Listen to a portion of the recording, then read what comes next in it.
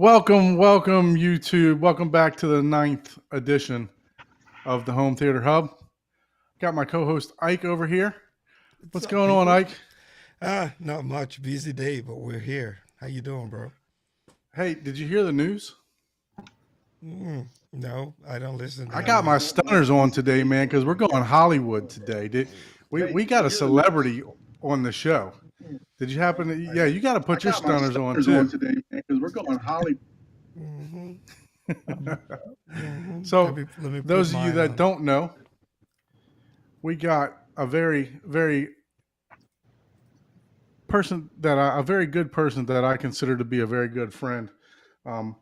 Met this person through the Daily Hi-Fi show. Actually took a 3.5 hour trek up to his house, sat down on his couch for about 7 hours. We got Mr. Youthman in the house. Mr. Youthman, Michael Stevens, how you doing, sir? I'm good. Thanks for inviting me. Oh man, it's a pleasure. I'm so glad to have you on the show. You know, your support through so many people's channel just rings through Facebook and YouTube, and you know your outgoing personality and friendliness to everyone is just a delight to have on the show. So thank you so much. Appreciate it, man. See some familiar faces. What's going on, fellas? Yes. Mr. Paul, how are you doing? Welcome back to the show, sir. I'm doing great. It's good to have Michael, the Trinov of YouTubers. He's all 32 channels, right? That's funny. Hey man, you're selling them short. That can go up to 48. Oh well, you know he's got some growing still. Yeah, you know? I got some growing always for room to sure. grow. Oh, for sure, man. Yeah, they asked if I was going to be on. I was like, miss an opportunity to give Michael a hard time. He knows. I love it, man. I welcome it and I love it. Mr. John Anthony, how are you, sir? I'm doing good. Thank you. Thank you for having me on again. I appreciate it, Don. How you doing, Michael? No problem. I'm good. You know, this is something that I usually just like to willy-nilly don't prepare for any of these shows because I think it's more organic, you know, but I got to be honest, with Michael on the show, I was feeling a little nervous, you know, so had to get some of those butterflies out, right? So this normal dude, man. He's like that. It won't no, go away. Michael. Is that what you're saying? Michael, as I mentioned in the intro, Michael's just a great person. I actually met Michael through the after show on the Daily Hi-Fi. We were doing a tribute to the Daily Hi-Fi show. If you haven't subscribed to their channel, make sure you go ahead and subscribe to Joe and Chana's channel over there, Daily Hi-Fi. And I actually met Michael, as I was saying. Don't forget Aaron, man. Don't do that. And Aaron, yes, I'm get me in sorry. I trouble. He's apologize. gonna text me if you forget. Yes, I'm gonna get hit with a speaker when I do see him. But no. So I met Michael. We were doing, I think it was a segment of the after show called "Show Us Your Junk," right, or something like that. And we've been talking through Facebook Messenger for 4 years or so now. And Michael actually posted on his Patreon that he was selling some Martin Logan speakers. Well, it just so happened that I had 2 Martin Logan speakers, the 60 XTIs, and I was looking for a third one for my center channel. And we'll get to this. We'll get to the jokes and everything else that it's been 3 years, and I still haven't set that center channel speaker up later. But I will tell you, the marker has started. My buddy Miguel has actually got the permit to actually start building his house from the ground up. If he finishes his theater before yours, you will never live this down. I'm saying, like, literally ground zero.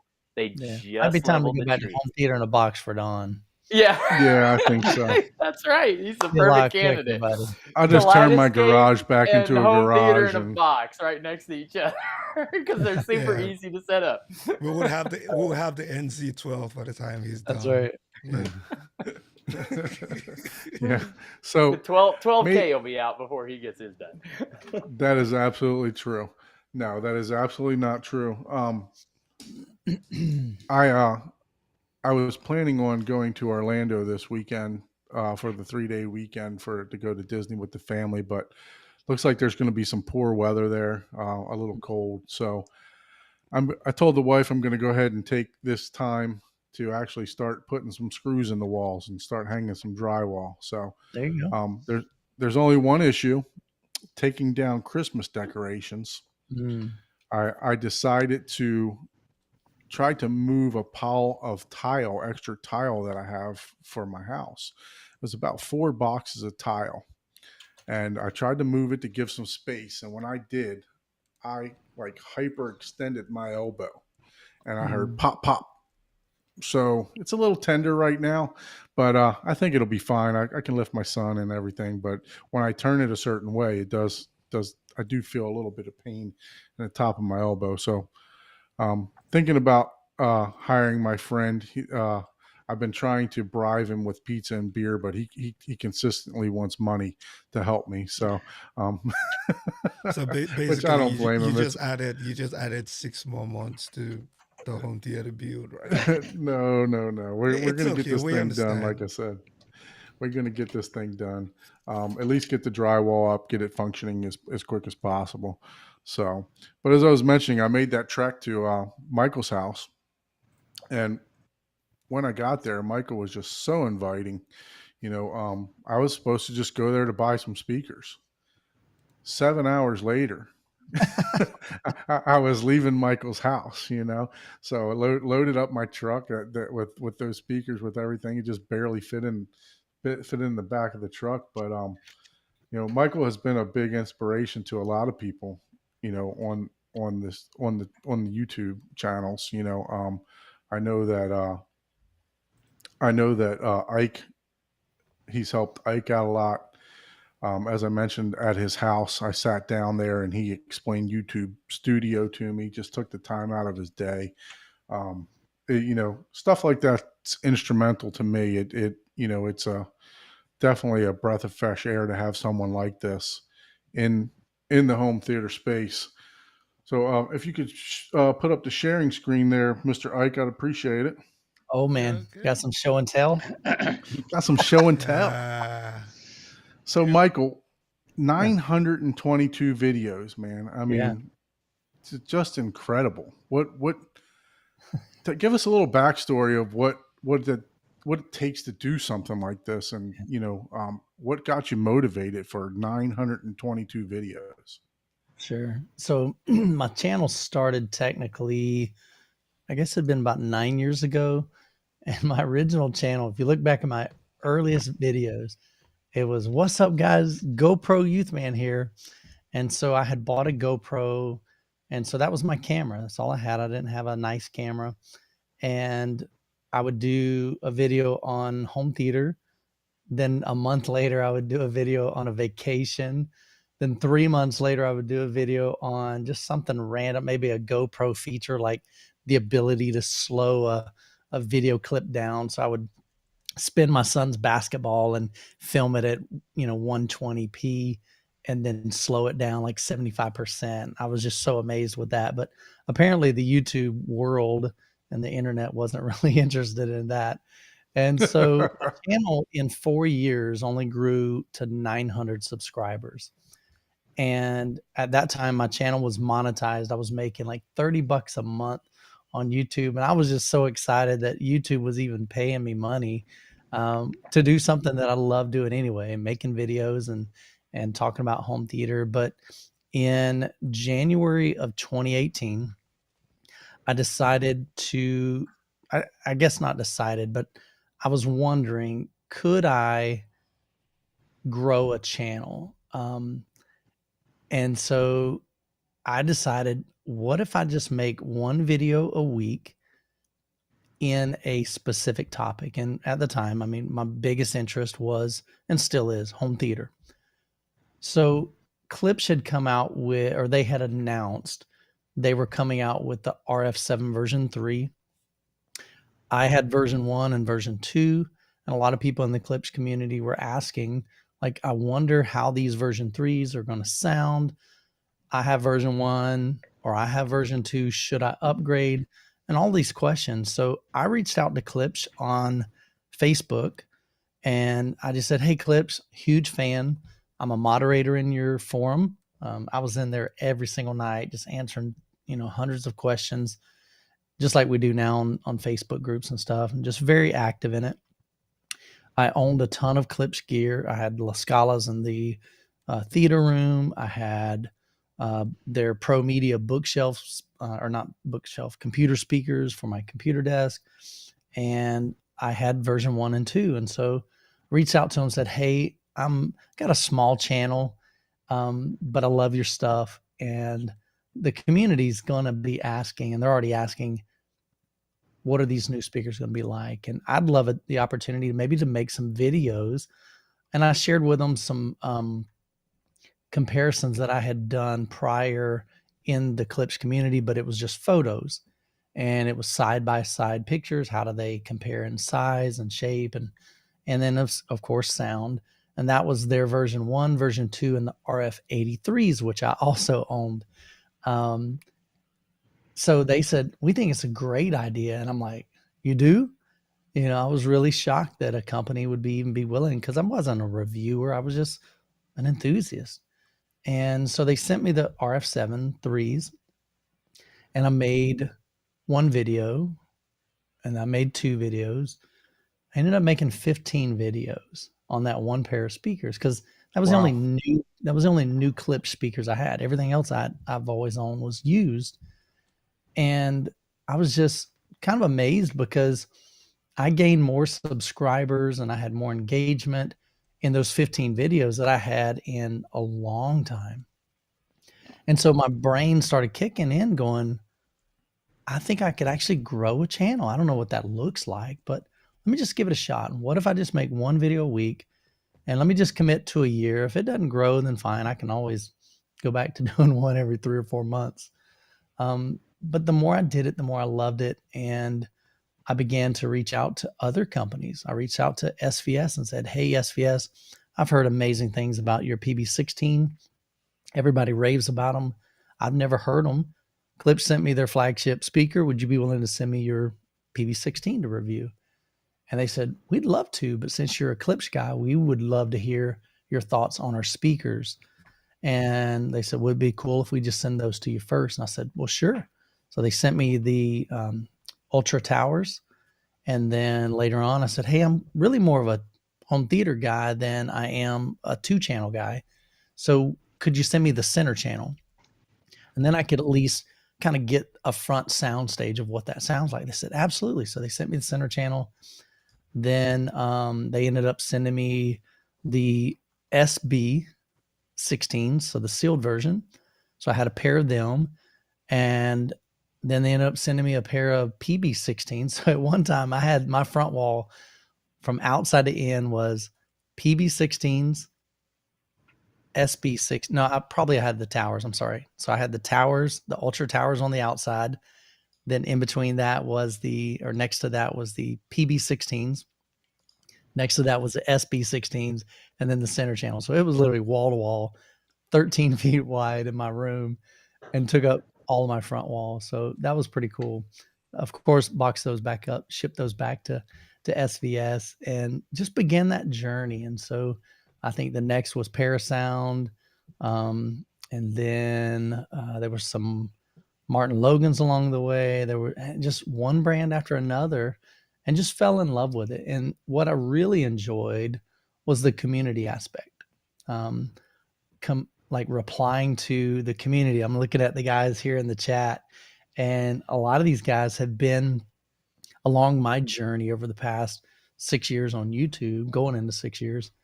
And so it's just been cool to get to know them and to get to know even closer on Patreon, because we do Zooms and hanging out weekly. And So it's just been cool, man. And to meet people in person, to be able to do home theater tours, literally all around the country, and then also even internationally on occasion.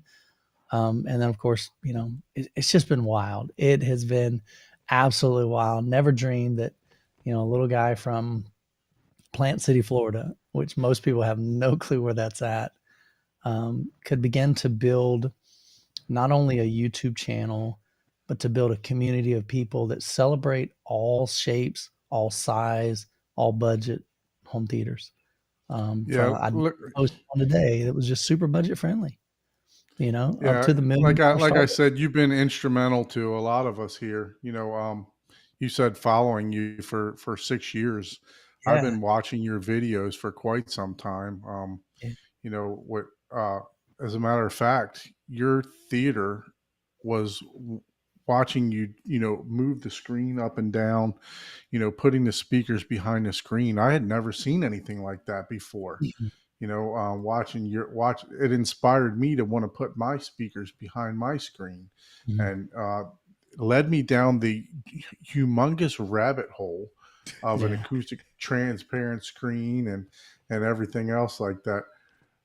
John Anthony, how I know that you and I used to on Facebook Messenger, you and I used to share Michael's videos as soon as they were coming up, you know, just popping popping them back and forth. We would just share right away. How has he influenced you in any way? Oh, absolutely, over the years. So what brought me to Michael's channel initially was when you have the clips, the Skylar.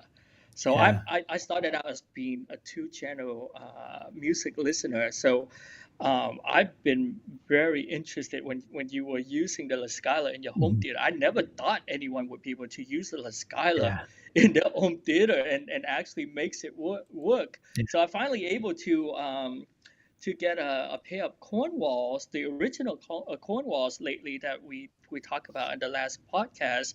And those, I never realized how amazing clip speaker the Heritage line can Mhm. sound, because most of the time, most people, you know, and I've owned clips for the past 10 years, different models of clips, all the way from the most basic up to now the Cornwalls. And I was amazed as the production of the sound. So that's, you know, when you started your channel talking about clips, I was like, I'm in. I'm watching every video pretty much that you made. And I just want to give you the biggest shout out, because when you blacked out your windows, I never Yeah. thought that was possible.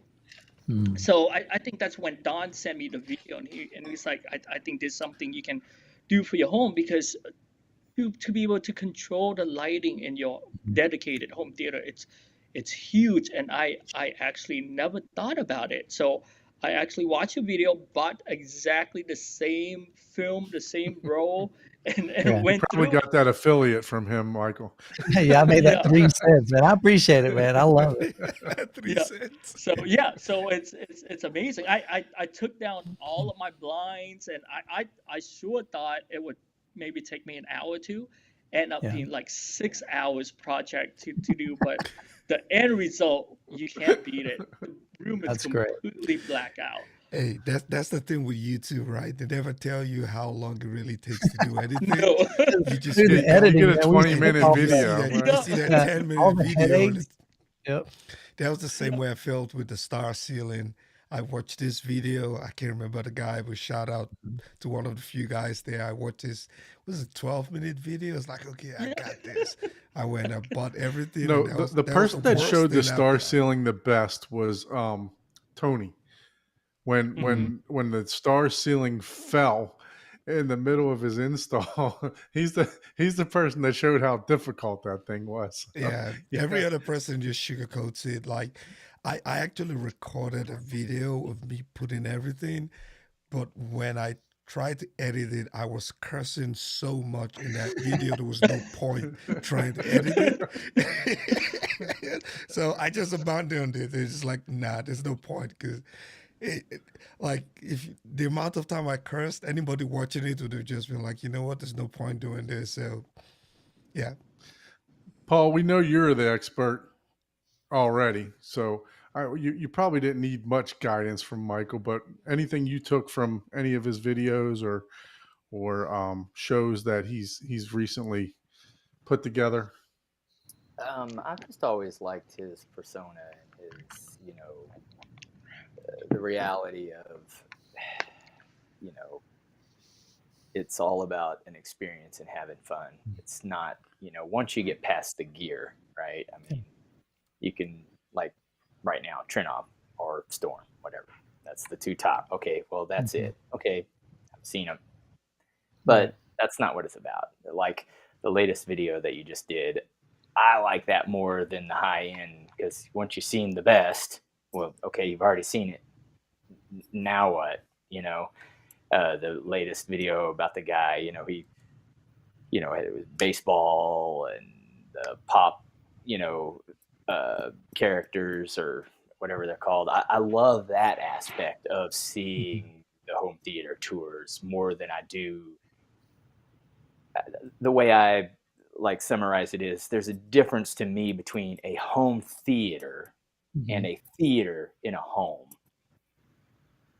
If it's $100,000, that's a theater in a home.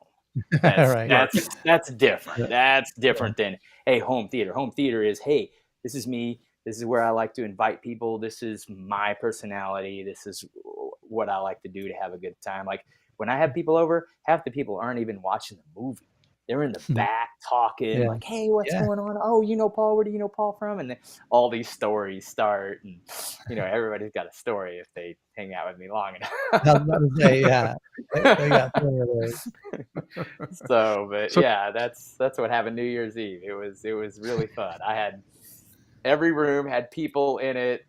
People were playing, I don't know if you know Jackbox on on the big 150-inch screen. And I mean, it was so full. Like everybody was joining as audience members voting. It was so, it was such a good time. Everybody was having a good time. So, and it's, like you said, it's all about the experience in the community. And I think, Michael, you show us that you don't need to spend an extraordinary amount of money to have a good theater. And you can buy it on the used market. I mean, 100%. I never thought about buying speakers or any of these gears on the used market until I start watching your channel. That if you do your due diligence and you really do your research and look for deals, they're always there, always, constantly. And that really came from just personal experience, because when we bought our home 17 years ago, it was Jessica's idea to have a dedicated theater room. And so the room on the floor plan was a media room. So it was just 13 by 19, 10-foot ceilings. It had a double sliding glass door. So it wasn't really a theater room, but I'm like, you know what? We could make this into a cool room. So I did what I preach on my channel, is like, do the best with what you have and make it work, whatever size room, whatever size budget. And so I just began to build it, but I knew she wasn't going to let me spend $50,000 on a theater room. So I had to get really creative. And part of that was buying used equipment, finding some really crazy deals along the way. I would find, again, I've owned a lot of clips, and there's a ton of clips out on the market. And so I would find those La Scalas. I paid $700 for all 3 La Scalas. 700. Wow. $700 for all 3. I bought a pair of them for $400, and I bought the other single for $300. And the single was out of state in like North Carolina. I threw it out on Facebook or in the clips forum, and I said, hey, I know this is a long shot, but I just bought 2 La Scalas. If I'm going to build a theater out of it, I really like the way these sound, I'm going to have to do another La Scala. I don't want to do an Academy Center channel. I think it'll be a compromise. And I said, just out of curiosity, does anybody have one? And would anybody be willing to sell a single? Which that just doesn't happen. Well, there was a guy that had 3 of them. He had just sold a pair of them locally. So he just happened to have a single.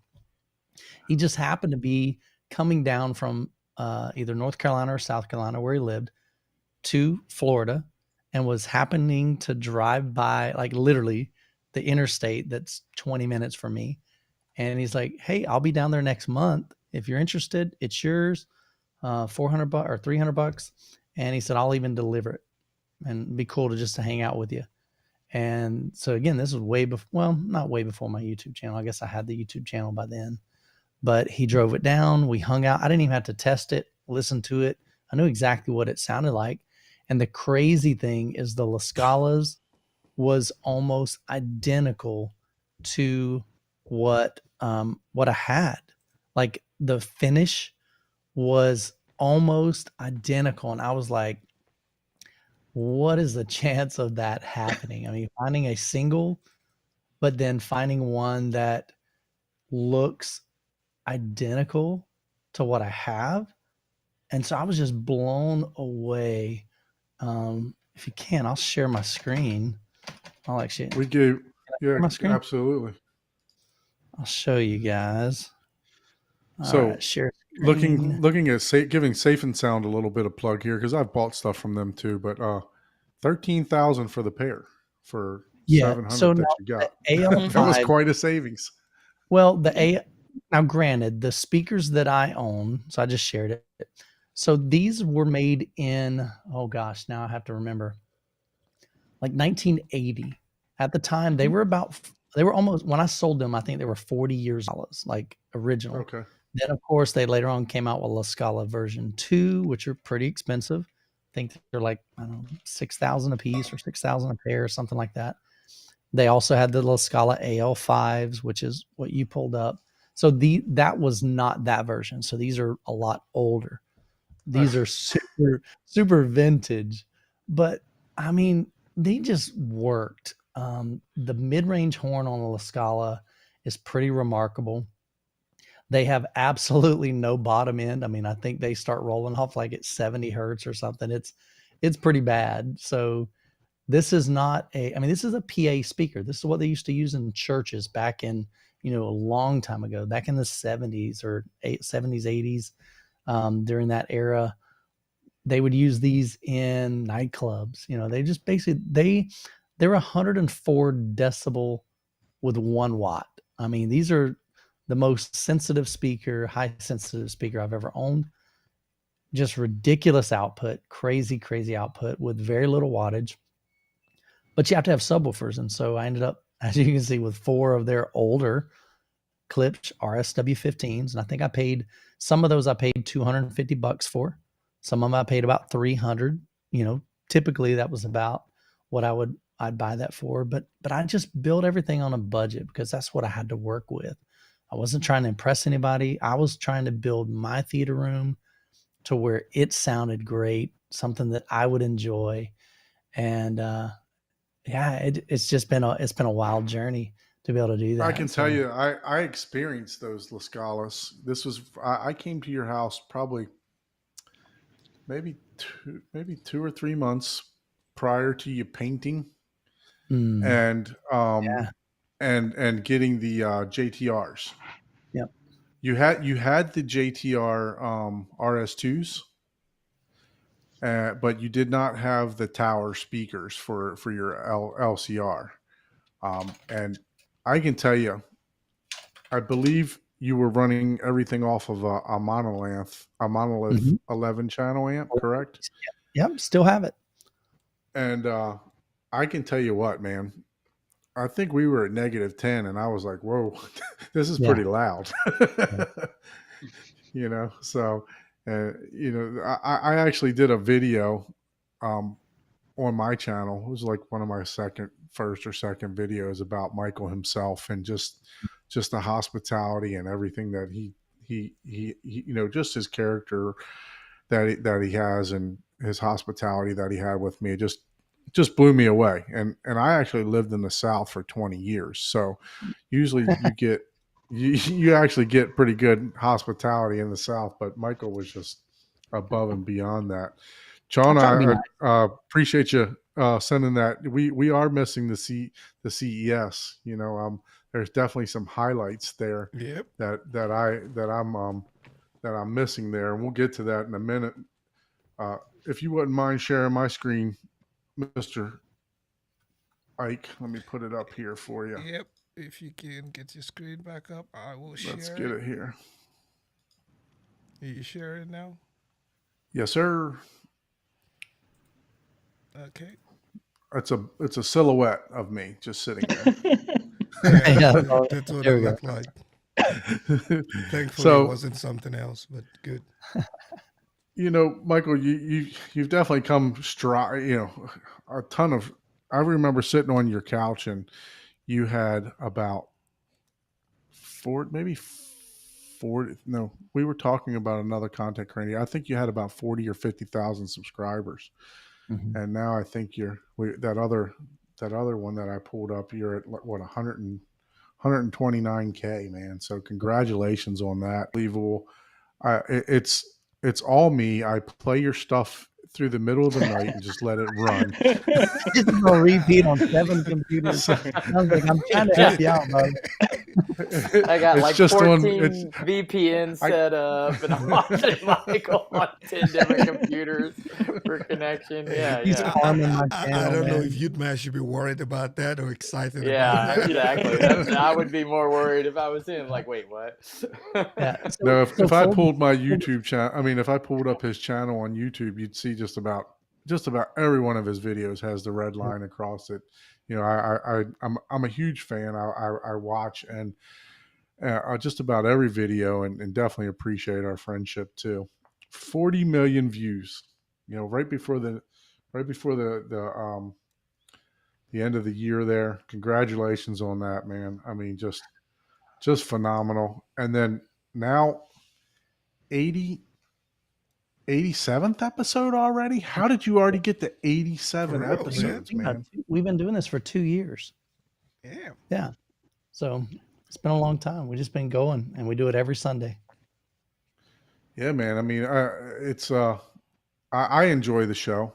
It's a segment in the beginning and a question and answer, usually towards the back half of the show, and definitely enjoy, contributing in the chat and listening to the show. So if you guys, and I doubt there are any people that are watching this right now that aren't a subscriber to Youthman's channel, make sure you go over there and subscribe, and also go ahead and give him a Patreon. Get set up on the Patreon for him. Speaking of that, what made you make the decision that it was like, I felt like Patreon, it's time for me to do Patreon? Yeah. What was the deciding factor of that? Sure. One of the biggest thing is leading up, like the beginning of my channel, when I had 5,000 subscribers, I literally answered every single comment. I mean, every one of them. 10,000 subscribers. Pretty sure I was able to answer every single comment. When you start getting to 20 and then 30 and then 50, I think close to 50,000 might have been when I started my Patreon. I'm like, I can't connect with my audience like I used to. I still am active in every single video that I post, every one of them. I still answer questions and comments from videos from 6 years back. People say, hey, I know this is a really old video, but, and then they have a question. Well, if I'm able to answer it, then I answer it, or I heart it or reply to it or whatever. So I knew that I could no longer really provide I don't want to call it a service, but you know what I'm saying? Like I couldn't respond to every question. And especially there are people, I mean, I get emails every day, not every day, but every week, or comments. And it's like, it always starts the same. It's like, hey, Youthman, love your channel. Got a question. And then it's like a book. It's not one question. It's about 7 questions. And it's not something I could reply to in, 30 seconds. It's an in-depth kind of thing. And so I'm like, I just can't provide one-on-one support for 50,000 people, 30,000 people, 20,000 people. So I'm like, well, one way that I can do that is Patreon, because Patreon gives me an opportunity that these are kind of like my core people. These are the people that believe in what I do, that want to support. And there's different levels, man, from $2 all the way up to $100 a month. And it's completely like up to you. And as all of us that have Patreon, we don't expect anything. We don't, it's like, if you want to provide, or if you want to give, or if you want to be a blessing, dude, we would love that. And we are grateful for it. And especially once I became in January, I remember I started my channel and I started my growth, I guess, in January of 2018. And January of 2020 is when I went full time. And so when I went full time, it's like, okay, this is now my income. Like, this is what I do. I don't get a paycheck every week. I don't have a salary anymore. And so I'm looking at going, okay, YouTube isn't really paying that much. I mean, the ad revenue on a video that gets 10,000 views is like $40 or something, $60. I don't even know. And so you either have to produce a ton of videos, like daily vlog kind of thing, or you've got to figure out other ways to have revenue, other ways to pay your bills. And so Patreon is one of those things. Of course, things like affiliate marketing, which is when we review something, we're like, hey, if you like this Yeti, I'll have links to it down in the description. I'm not telling you you should buy it. If it's a good fit for you, if you like what it's about, if you find value, if it fits your budget, it helps the channel if you end up purchasing through my affiliate link. And so I began to do that. And then, other areas of revenue and just trying to make sure that I can provide for my family. So that was kind of where Patreon came in. So what is your best video to date? Best video to date is one of the 92 videos that I have on clips. Imagine that. So that's an older video, and it really was how to kind of hook up a system. It was real basic. It wasn't in depth. It was literally, we have this entire system, this clips reference Premiere system. It was a brand new, wasn't their reference Premiere version 2 that they just came out with a couple years ago. Older than that. I think the video is 5 years old now, and it has just over 1 million views. And that video just walks somebody step by step. This is center channel. This is your speakers. And we're going to hook this up in my theater room. And I'm going to walk you through it. I talked about simple things like banana plugs. I literally installed the speakers on my wall, showed them how to do that. The toggle switch on the back of the clips has an up-firing speaker or a height module or a height channel speaker, but it can also be used as a surround speaker. So there's a switch on the back, and I showed them, okay, here's when you would use the Atmos switch. And people today still don't know. They ask me, they're like, which switch do I use? And the only time you use that switch is if you're doing up-firing Atmos. You don't use it as a height speaker. You'd put that on surround. And of course, if you're using it as a surround speaker, then you would put it on surround. So really basic video, but it just apparently really connected with people. Lighting was pretty horrendous. I had an older Nikon camera. It wasn't good at all. And audio was pretty bad, to be honest with you.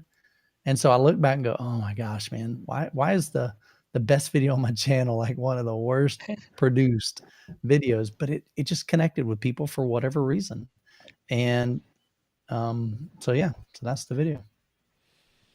So with that video you mentioned on that, and I'm just curious about that up-firing speaker there. Yeah. What was the purpose of the switch? Does it add like a different crossover point, or did it add a more dB? No, I think, and my understanding is it does change something internally. Like I don't know if it's the crossover built in. I don't know exactly what it does. I don't think it's like an attenuator where it's boosting anything or cutting anything.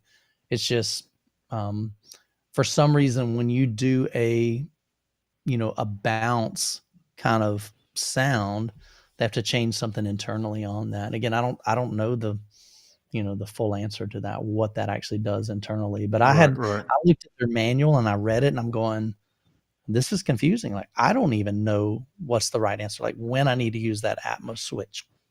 And so I had to email Clips and go, hey, I'm confused. And if I'm confused, there's probably going to be a good portion of my audience. They don't know either. Exactly. So I asked Clips and they said, okay, here's the only time that you need to put it on Atmos. And that's if it's an up-firing Atmos speaker. So you have a YouTube shot that went viral from, I think it was from Audio Advice Live, right? Do you know how many views that stuff has now?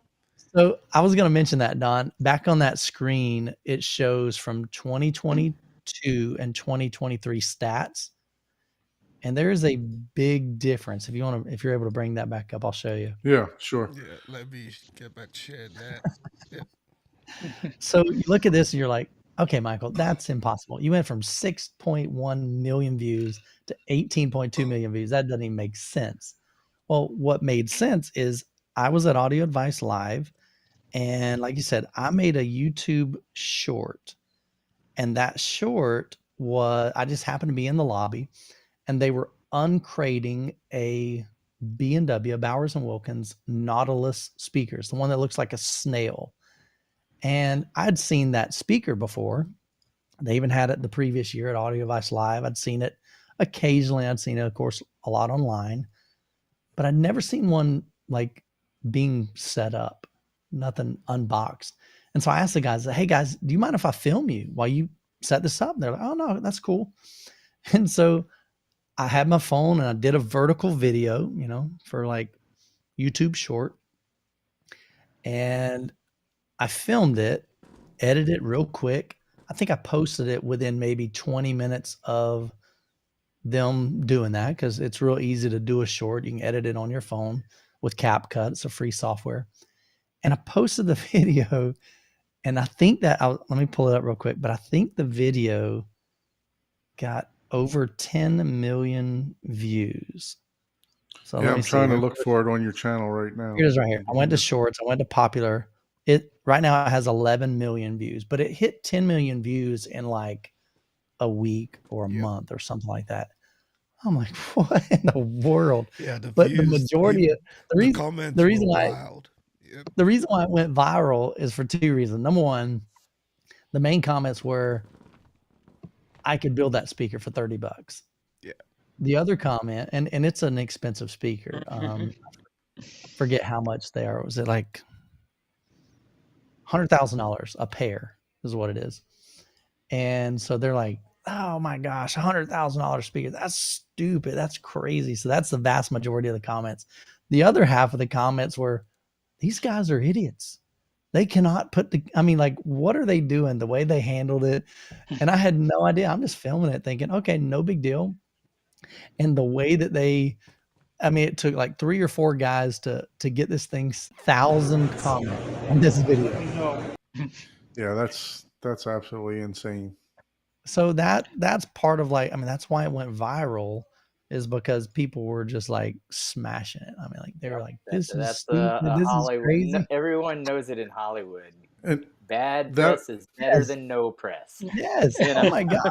And usually bad press is more popular, because there's always, conflict, and people love inserting their knowledge and opinion, and whether it's for good or bad. That's how we all grow, right? We all, well, this is what I think. Well, why do you think otherwise? You collaborate. And it was all the comments about people wanting it to fall and break. Those are the ones that I found funny. I was like, why would you wish I'm thinking one of those back runs would just snap off like an icicle. Like, oops. There were a bunch of people just wishing that the speakers would just fall and break. Yeah. Come on, man. Yeah. Don't do that to the guys, man. Yeah. It's probably insured, but come on. Don't do that, man. But when I was watching that video, go ahead. I'm sorry. I said when I was watching that video, I was waiting for Michael to try to bench press it like he did with the monolith amp. Yeah. Oh, man. That probably would have happened. The speaker's pretty heavy. Your enthusiasm actually got me to buy. If you guys watch his video on the Martin Logan 60 XTIs, I could just see Michael grinning from ear to ear. His expressions just sold that speaker to me, and immediately the next day I went out and listened to them at Best Buy. I probably spent 2 or 3 hours in Best Buy just demoing those speakers. Yeah. So it made me make that purchase. So I definitely appreciate. There were plenty of days that I look back on that and go, you should have sold your clips, because I liked I liked the mid range much better on the 60 XTIs, and I knew that, but I like the bass more on my RF7s. It wasn't drastic, but I just felt like I had more punch. I didn't have any measurements or anything. And I don't have the ability to put a subwoofer in the living room. That was kind of our agreement. Jessica said, you got a theater room, you can put all the boom you want in there, but let's keep the living room, if we can, just let's keep the 2 speakers. So what I do, I buy the biggest 2 speakers I can buy. And that was the dual 10-inch woofers in both cabinets. But ever since then, I look back and go, man, I loved the way they sounded. So when Martin Logan came out with the F200s and they sent those to me, I'm like, it brought me back to the 60 XTIs. I'm like, this is what I really enjoyed, that folded motion, just driver, and having a dedicated mid-range driver or mid-range speaker, 3-way design. It's just a great product. And so I fell in love with that, and I was like, I think I'm ready to move on now. I've loved these clips for 5 years, but I think I'm finally ready. And so I ended up selling my clips and got the F200s and just super enjoy those speakers. But yeah, the 60 XTI are phenomenal, and they have one of the most beautiful cabinets with that. Is it mahogany, I think, finish? Yes. Yeah. Truly. I actually have 2 white ones because my living room is white. So I was going to get a third white one and put it behind the screen and use the 2 that I bought from you as wide speakers. Yeah. But then more and more that I started seeing these home theater tours from you, from various other YouTube content creators, I started noticing that people were hiding their speakers, and I really liked the clean look. Nothing against, people showing their speakers, because, that was my plan all along, but I really wanted to kind of just be focused on the picture right down the wall. Right. I didn't want to see any speakers or anything like that. But now, Paul, you used to run clips, correct? Mm-hmm. Yeah. What was the model of clips you had before? My latest was just the R series for all my Atmos, but I had the older, I forget what version they were. They weren't like the top of the line. They were just below that. I don't even remember. They were old. Okay. Not as old as like the Lascalas, but they were. I have no idea. The series all sound the same. It's like R3, 7, 6, or some numbers. But I don't remember. Yeah, I enjoyed them. They were good. I had many of their subwoofers that I didn't really care for. I had a total of 8 of their subwoofers. I got rid of all the 10s just because I wanted bigger. And out of 4 of the 15s that I had, now these were the older ones, not the current model, 2 of them ended up going bad within probably a year and a half. Which I'm like, man, that's a 50% failure rate right there. Yeah. So with the viral video that you had, you were at Audio Advice, right? Right. Mm-hmm. Yeah. So so you get around to these shows, I guess, pretty frequently, and have you been to, what other shows have you been to? And we'll talk about your show that you've got going, that you've put together. But other than your show, what other shows have you been to? Yeah, so there's a couple. So again, January 2020 was the first year that I went full time. Well, I was prepared that year to go to CEDIA. I had booked my flight, booked my hotel, had my ticket. Everything was good to go. And literally a week before we're supposed to go, every company just starts bailing left and right. And I'm watching this website, and they're like, every day they're posting, okay, Yamaha backed out, Sony just backed out, Martin Logan just backed out, clips just, Oh, I mean, man, like the just, minute Yamaha backed out, I'd have been out. Like, nope, sorry, yeah, done. man, didn't Like, my that means it's It's not just worth a going. cold, people. It's just a cold. but they just kept going, and I'm like, well, there's no sense in me going to, to fly out there. I didn't have any sponsors that year. It was all on my dime, and I'm just like, I'm not going to be able to film anything. So it's like, who's going to be there? The brands that I'm interested, they backed out. So I decided to back out that year. So I didn't go to anything in 2020. So 2021 would have been my first year, and I went to Cedia. I guess it was 2021. Yeah, I may be getting the year wrong, but anyway, I went to Cedia. I went to Audio Advice Live, and then last year Atlanta Home Theater started their event. It's going to be an annual event, so that's definitely a much smaller event. It's kind of more like, I don't think it's necessarily invitation only, but it was a lot of their clients that were there. Really cool place. They basically had bought, the company's been there for many, many years, decades, and they bought a mansion, and that is their showroom. So in the mansion, there are definitely, some big rooms, and those rooms are theaters. Some of them are simulators, like a race car simulator, golf simulators in one room. They've got a room Don't get dedicated John to Anthony life. started on that simulator. Yeah, but it was cool, man. Yeah. So that was a great event. Definitely got to connect with a lot of great people in the industry. Jeffrey Heinzel, I think is how you pronounce it. So he's the owner of my Ascendo. So he was there. They brought their big 50-inch subwoofer, that massive Wow. joker. Yeah, so I got to demo those. Got to demo the Black Swans, which are phenomenal speakers. And just some really, really cool things. We got to do a kind of a comparison the next day.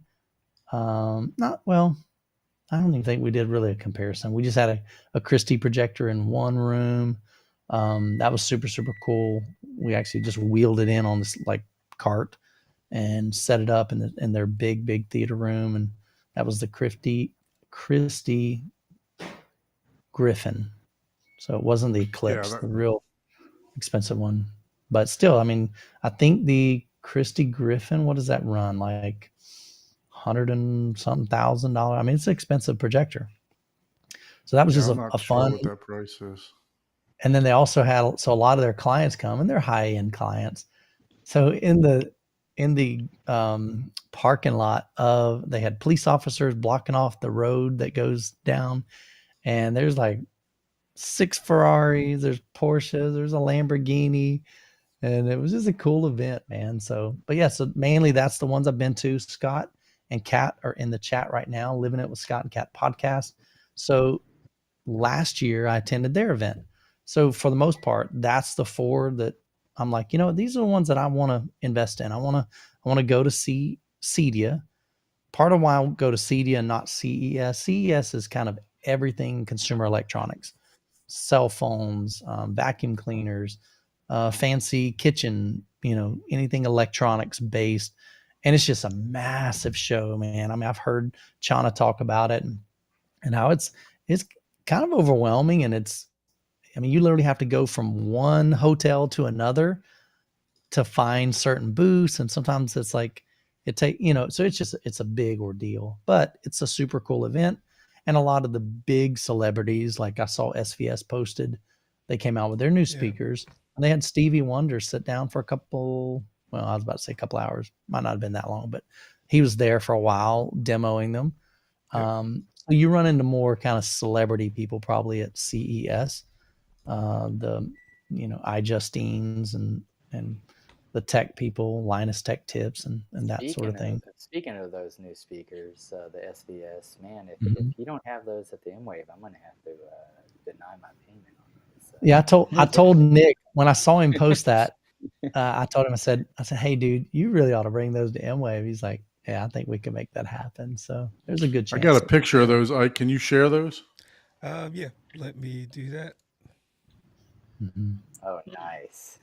Yeah. Yeah. So Michael and I and Ike were kind of speaking yesterday. We just did a little trial run just to make sure everything was working correctly. And I had mentioned Focal Sopras but he actually brought it to light a little bit better with the Canto. focal cantos. Yeah. Mhm. And Yeah. you hit that right out of the park on that one. You know, They look definitely. really. They do have a style of the canto. A lot of people said in the comments, "Hey, these look like focal," and I'm not real familiar with the focal lineup, but I did a search, focal speakers, clicked on images. I'm like, oh yeah, they do favor them. So, but there's nothing new under the sun. I mean, Yep. everything we get inspiration from a lot of things in life, and so you're not going to find something truly 100% unique ever. Well, as you're, because the 60X TIs that I have, they're pretty tall, Mm-hmm. right? Yeah. So if you got the tweeters in the top, it looks Mhm. like they put these like right in the middle where the listening position would be, where you're sitting down on a couch or a chair Yeah. or Yeah. something like that. So, and then angled the mid range and the lows right at you, you know. Yep. So I mean, I love the design of these. You know, I was wondering what I was gonna see from CES this year, and this is one of the most exciting things that I've seen, and I can't wait to hear these. You know, I believe at your event, which is MWAVE, Mhm. if you guys haven't been to MWAVE, make sure that you definitely uh, get out to Kansas City. What's the dates on that, Michael? I'm gonna That's pull up the website here too. June. Yeah, no problem. That's June 21st through the 23rd of this year. Super excited. This is our second year in Kansas City, or second year in the Kansas City Convention Center. It's our third year event. First year we had about 83 people. Paul was at that one, and we were just hanging out. It's kind of like some dudes. We had an agenda, but the schedule wasn't really structured, and um, we got way off on that just because of some delays and things took longer than we expected. But we had a great time, and we only had a couple of vendors there. A lot of stuff we bought, or I didn't buy, but Ryan bought, and the co-founder of MWAVE. And so that's where it started. That was at the Lead Center. So it was really more like a performance arts center. Wasn't real ideal, but it was cheap. And that was the biggest reason. We didn't have a budget. We didn't have any money. And we're like, we don't even know if anybody's going to show up. So let's find the cheapest place that would work. And so we had 83 people in this massive auditorium. I think the audience could probably seat, I don't know, a couple thousand people. And we got 83 people sitting on a stage. So we kind of reverse engineered it. We were sitting on the stage facing away from the audience. And so we did some speaker comparisons there. We did the room correction comparison. We did a projector comparison, which was huge, like a huge hit. And the next year we're like, okay, now this is at least proof of concept. People enjoyed it. They said they're coming back next year. What are our options? And we made the jump to go to the Kansas City Convention Center. And so there we rent out this past year in 2023, we rented out 14 rooms. And each of those rooms had either a brand and most of those brands, I think we had Room, they had Perlisten, they had Storm Audio in that room, they had Row One seating. So a lot of brands, really, really great brands in there. Perlisten had their room. SVS had a killer setup, super affordable. You're talking about, anybody can afford home theater. You can have a whole home theater that they brought. I think what was it? Maybe $6,000, Paul, they said? It was less Somewhere than around that there. without the subs. I think Without it the was subs, it around was less. Yeah. $5,000 without like- the big sub. So, and Yeah. that's a full immersive Yes. experience. And that Yeah. honestly, that and the speaker comparison, because I was thinking about going Arendelle, or however you pronounce that, Arendelle. I always forget, but or something else. And after listening to the single speaker and then that theater and their center channel, I'm like, dude, price, and I know their warranty, and that's my big thing, is the warranty sure. and the experience that every one of my friends. On Thursday, so there's 2 tickets this year. Last year we had a bunch of tiers. We had general admission, then we had a VIP general admission, then we had a VIP Gold, and VIP Platinum, different levels. I'll still be different wearing prices. VIP, by the way. Yeah, there you go. So they were different. My They were own different. own made VIP. They were different levels, and honestly, it was complex. And some of the VIPs, the VIP platinums, we were responsible that makes it really difficult when we're trying theater experience on people in these different experiences. And so these experiences, that gets you access to everything that we do at MWAVE, all of those experience rooms from the different brands, one of these home theater experiences. And so some of these sold out immediately, a few of them. Some of them we still have some availability. Some of them are almost full. And there's basically 3 different slots for just about all of those. There's a early evening time, and they're all different. Some of them are big, huge home theaters, really high-end home theaters. Some of them are definitely more budget friendly. There's kind of a map showing, where these are in relation to each other. That way, if you're planning on attending one or more, especially if you're doing more than one, it's kind of good to know, like, what's your route going to be. I mean, there's no sense doing one that's way over here across town, traveling all the way over to the other side, and then going all the way back where you started. If you can, try to group them together so it makes sense travel wise. So all that information is on the website, Midwest AV Experience. But we're just trying to have fun. And the biggest thing, and the reason why MWAVE kind of started, was I'd been to a bunch of different trade shows over the years. My audience isn't 2-channel, but the primary, like, why they follow my channel is because of home theater. And I looked around the US, and there wasn't a single home theater show that was literally open to the public at all. And so we're like, man, that's a need in our community. And so I'm like, what would it look like if we built this and if we started this? Absolutely. Yeah. And so that's really where it was kind of birthed, was out of a need. And that's kind of where every invention is, it comes from. It's like, okay, I have this need. Somebody's in the world hasn't met this need. So let's see if we can figure it out. And that's really what we're doing. We're trying to figure this out because nobody has a blueprint for this, because nobody's ever done it. Nobody's ever tried to do a kind of like a trade show, and the fact that you get to interact with brands and see their new products and stuff. But on top of that, we're doing things like we're putting 250-inch screens, projection screens, in the same room, bringing in current projectors from the major brands, JVC, Sony, Epson, and we're putting them side by side. We're not trying to tell you who's the best. We're not trying to declare a winner. We're not handing out any trophies. We just literally want the community and consumers to be able to see side by side, because we know that you're able to look at something without bias, or as much as possible, and you figure out what you see, what you hear. Maybe we're doing a speaker comparison or subwoofer comparison, and it's not perfect. It's not a scientific experiment, but it's an experience you will not get at any other show. There are definitely a couple of smaller events that do some of the things that we do. Some of them do a speaker comparison. Some of them do a projector comparison or a projector shootout. But it's typically 20 people. And there's not an opportunity just to open it up to the general public and say, hey, look, if you want to come, come. And last year, and even go ahead. Sorry, the brands that you have currently, is the website up to date as far as what we're seeing here? Are these the brands that you currently have? And I think so these are the brands that have basically paid a deposit. We've got brands that say, like, I had a conversation even today with Arvolution. They're like, hey, we're coming. We're just trying to pay for CES.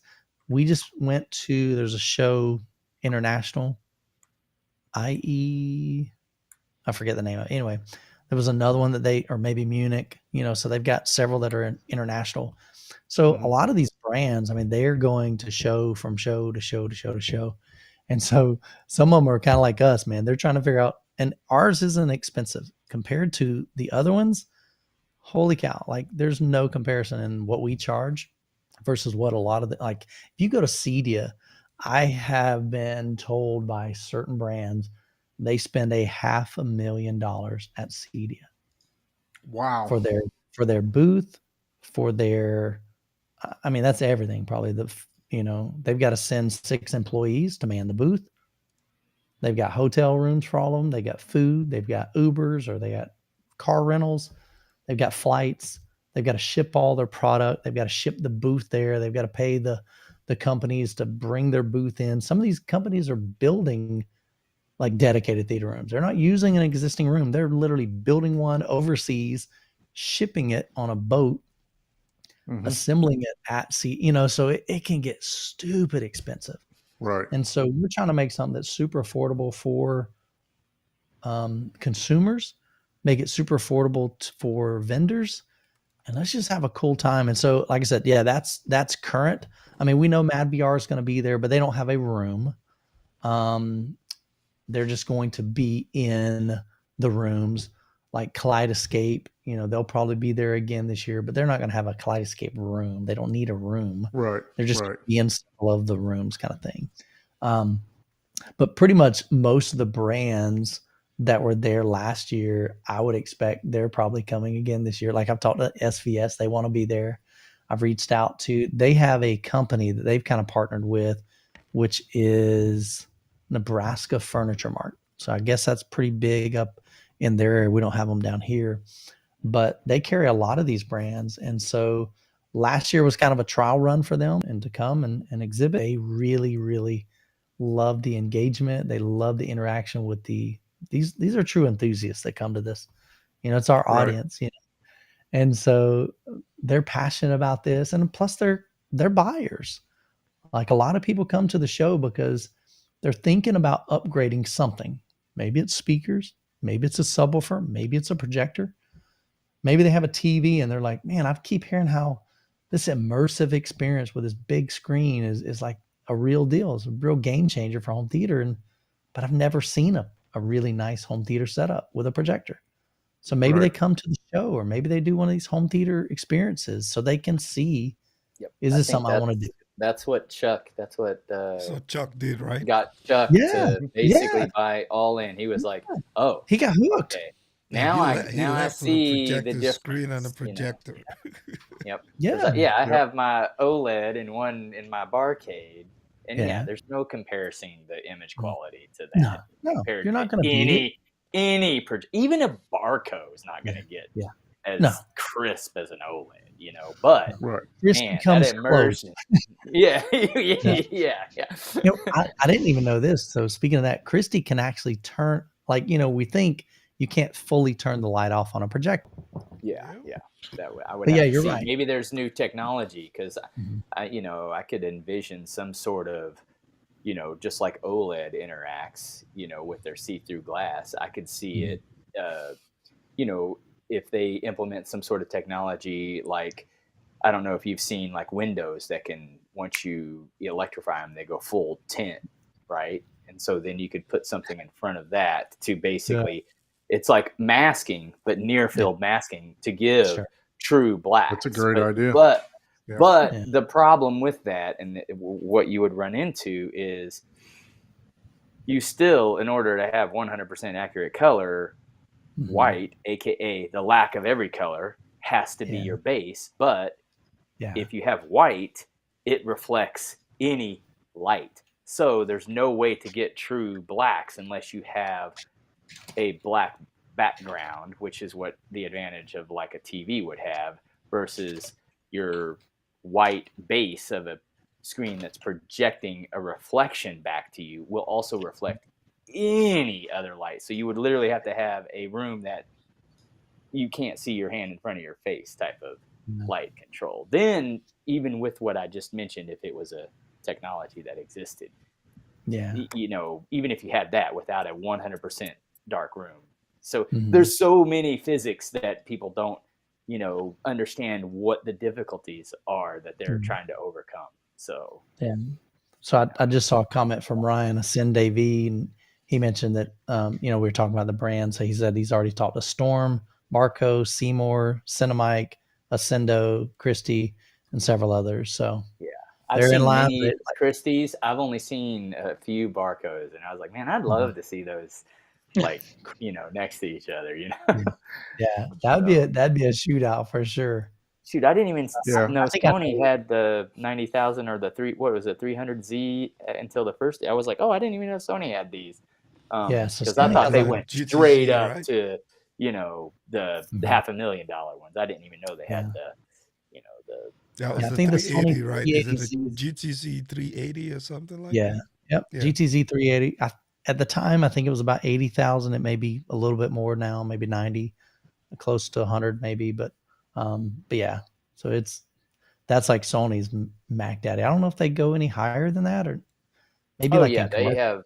they have commercial sense. stuff. Yeah, Okay. that's what I didn't know they had a consumer brand. Yeah, they definitely Yeah, have the commercial stuff. I didn't Right. know sure. they had Yeah. that consumer You know, model. what I didn't know is Christie also has kind of like consumer. You know about the Eclipse, which is like 450,000. That's their Mac Daddy. Then you got the Christie Griffin. I don't know the exact number, but let's say it's 140,000. But then they've got some other ones that are more affordable. I don't know if they're 40,000 or 30,000, but it's still not 140 kind of thing. So I didn't realize they had a Right. bunch of different models on their website when you go And a and lot look. of those are for presentation, not Mm. necessarily, Okay. projection, because a lot of their expensive ones are Yeah. like here in Kansas City. If you want to see a Christie projector, like in the world performing, Mhm. you go to the casinos and you'll see Sure. them all over. They'll have, like the sports bar that they have. They'll have one that's just like this ultra Mhm. widescreen that has picture in Right. picture in picture, like 6 channels on each side, and then the main Mhm. that they actually have refracted to where it's a curved Right. wall. That's the screen. And they have all that digital stuff that they can do with those fancy projectors that make it look like, oh yeah, that it's coming out of the wall, not being projected. And the fact that there's so much light in that area and you can see those just fine. They even project them on glass that you can see through, but yeah, you can still see the image on them. That's why those things are so expensive. They're amazing for what they do. Yeah. But not in my Yeah. price range. So I'm definitely going to be in attendance this year.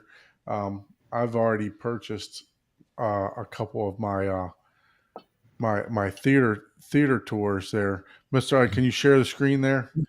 Mhm. So I think I'm going to be going to Mr. Ryan Kramer's Mhm. and Cool Sheldon Trippy. Carpenter, and then also Jonathan. I know that there was a technical difficulty for me purchasing Jonathan's, and I've sent that to you via PayPal separately. So I'm looking forward to the home theater tours. That's what I like the most. That's why I do this show, because I just like showing everybody's home theater, whether it be a 100,000, 200,000, or 30,000, or $20,000 theater, or even 10,000, whatever it may be. I just enjoy showing Yeah. other people's ideas, and you get a vast variety of people and being very creative, Mhm. in building out their space. And that's something that I always liked that you did, on your channel. And that's why we did that. Speaking of being creative, Mr. Paul, what's going on with that Barcade, man? I'm I I'm know, I'm right? curious to know what's going on with that thing. It's done, and I already had a party and an event there, man. Oh, Woo! come It's on. Oh pretty good. man. It's pretty good. It Pretty was a good big time. hit, wasn't it? Yeah. I even made a little video, and I gave to the guys so they could show it off. So Like, I don't know if we may get some lag trying to show that video, but I did see it. You did a fantastic job producing that video too. We're gonna get that posted on Ike's channel or my channel, one of the two, so that we can share that video. Are you able to give us a little tour through now, or prior to?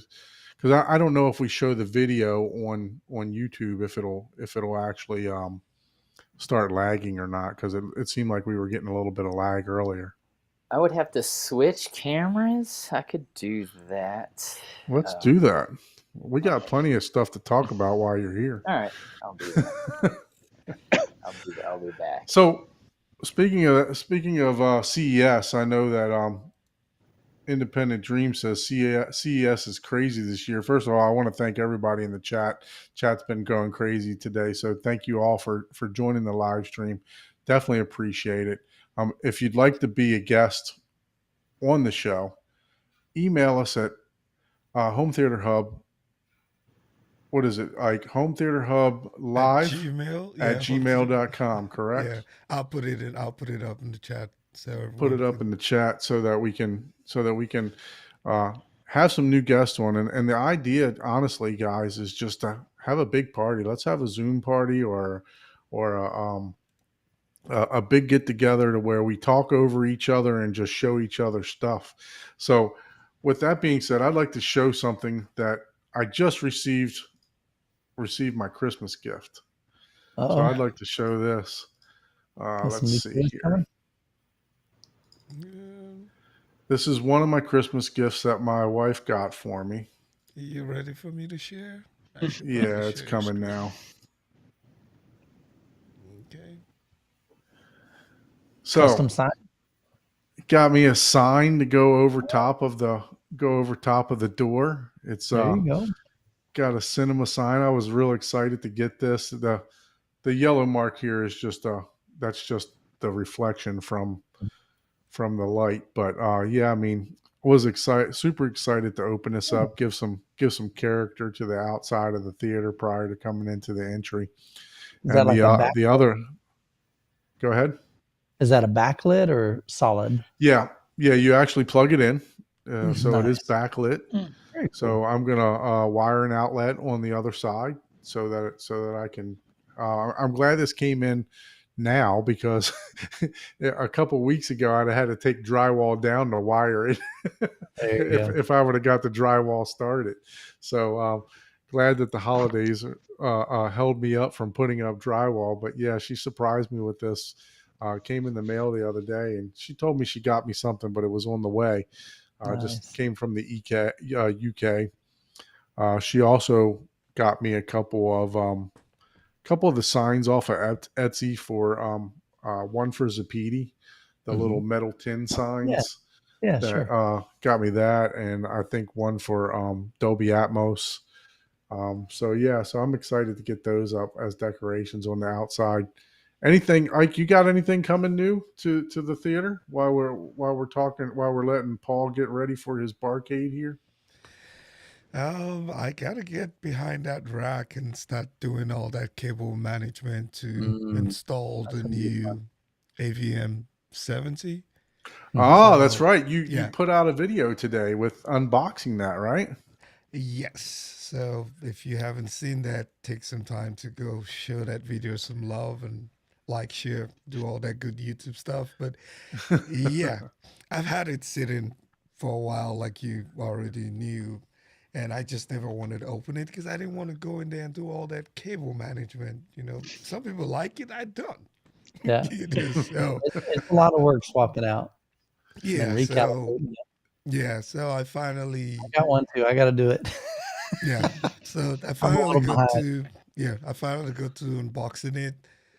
The goal is to expand the home theater from a 744 to 946, and well, with a processor now, it means that I need additional amplifier. Amplification, yeah.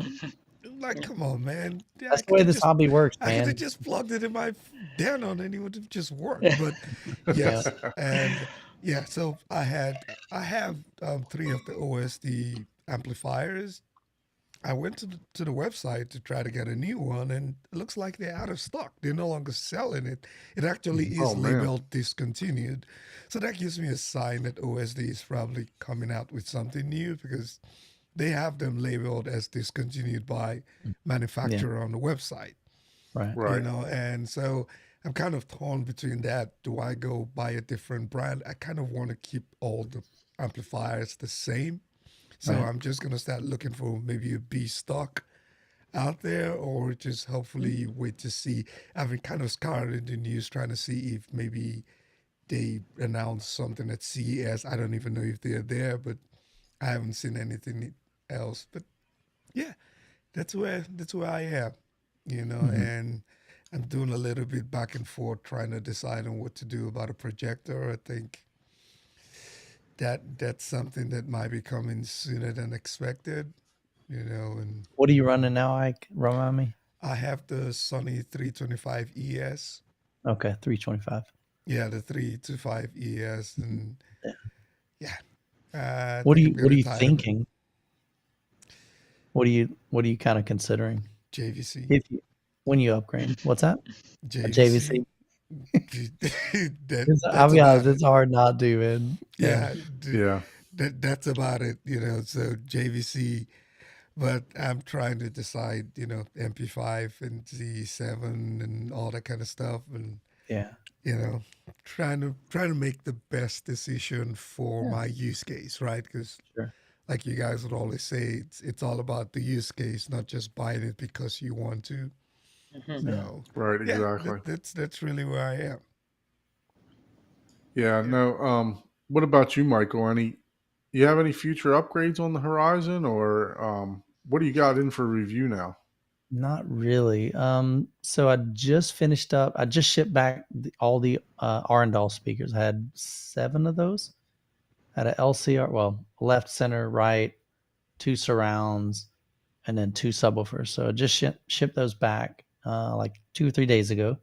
So that cleaned up some boxes in my garage.